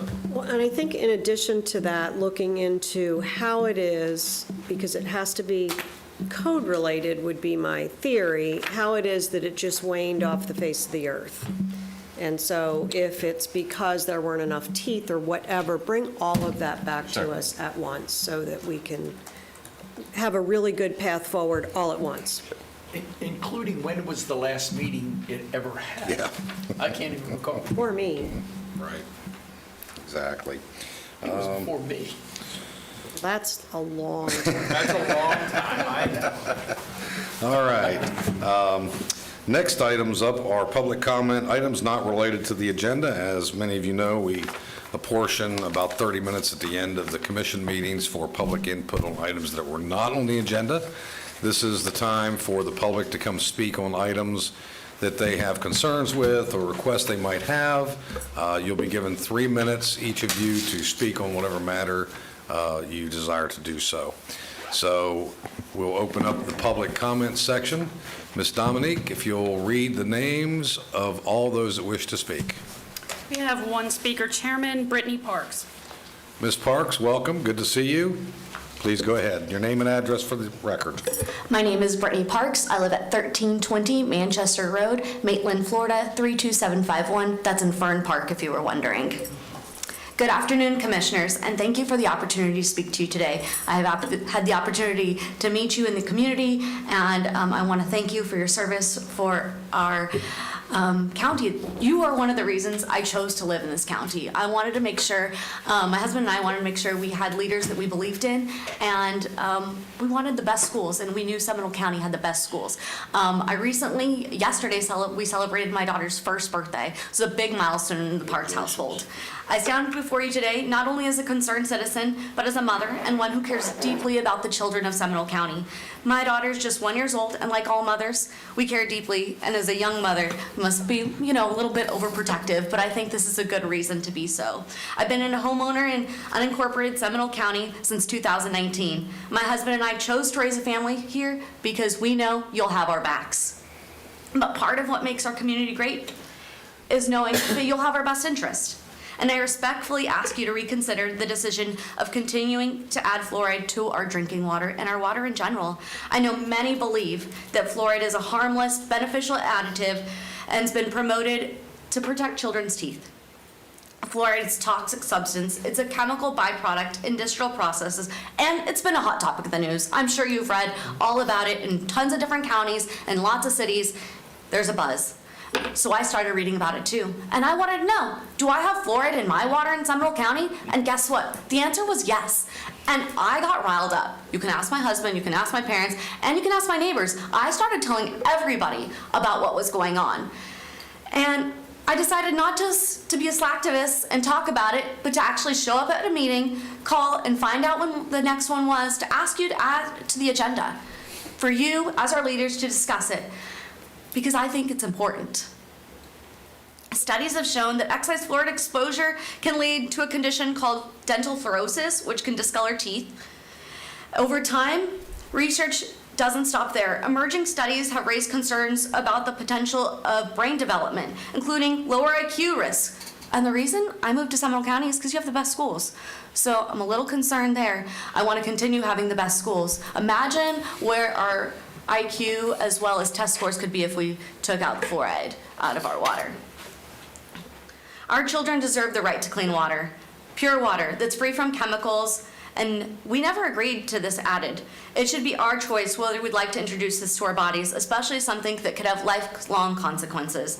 The notion of mass medication through the water supply without our informed consent is just simply unacceptable. I ask you, as our leaders, as our community leaders, as our friends that we see at meetings where we discuss topics of the day.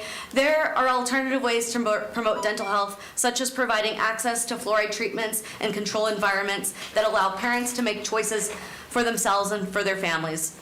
Please do not allow our children's health to be compromised by a substance that doesn't belong in our water. Protect our babies, protect our families, and protect the residents of Seminole County.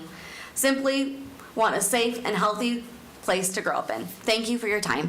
Thank you, Ms. Parks, and I will say, when you have that second and then third child, that overprotective mother sort of wanes a little bit. Hey, speak for yourself. Jay? I'm just telling you, but thank you very much for being here. We sincerely appreciate that, and it's definitely a conversation that I look forward to having. Commissioner, Chairman, I think Commissioner Glory? I know we've all been getting phone calls, and I've gotten some emails, I'm sure we all have. It'd be appropriate if we can agendize this, and staff actually present it to us, so that all the information can be out on the table and be fully transparent, so that we can have a discussion, as well as the public understand what we're doing, what we're not doing. Thank you. And not just with our water department, I'd like to know what other water departments in Seminole County are you doing that as well? Because some residents are not receiving our water, but other municipalities. Exactly. Commissioner Herr, then Commissioner Lockhart. Well, and I think the follow-up to that, I did ask much earlier about this, and we're spending about $100,000 a year on fluoride to put it in the water. I think if we're going to do that discussion, we need to also have whatever the science is around it. And I realize that the science changes over the years, and it's based on perspective and all of that good stuff. But I think we need to take a full picture and then make a decision about it, not just talk about it. Commissioner Lockhart? I was just going to point out that Commissioner Herr had already asked to have this brought before the board. And I had asked staff, I don't know, last month to start looking into details of what our levels are and so forth. No, it's ironic. I raised my children in the rural area where we had well water and no fluoride, but we were giving fluoride to our children on the recommendation of the dentist. But I don't disagree. As time goes on, we learn new things such as lead paint, et cetera, so many examples. But I agree and concur. We need to have a full set of the data. I mean, there's arguments on both sides of it. The fact that, a lot of people are drinking bottled water and not even drinking our water. What does it do to affect skin health and that kind of stuff? So if you'll we can put something together, we'll try to get it on the agenda when you can get everything lined up to have that discussion. I do, and just for history, we follow the Florida Department of Health. We have for years, and so until this recently happened, until they recently changed, that's when all this came about. So absolutely, I'll get this on the agenda, so we have a full presentation, and then we can you all can make any type of policy decision and direct the staff. Thank you. Great, thank you very much. All right, is there anyone else here from the public to speak? No, sir. Then we will close the public input session. Anything else for the good of the order from the board? Seeing none, we will adjourn the BCC meeting. Thank you all very much for being here.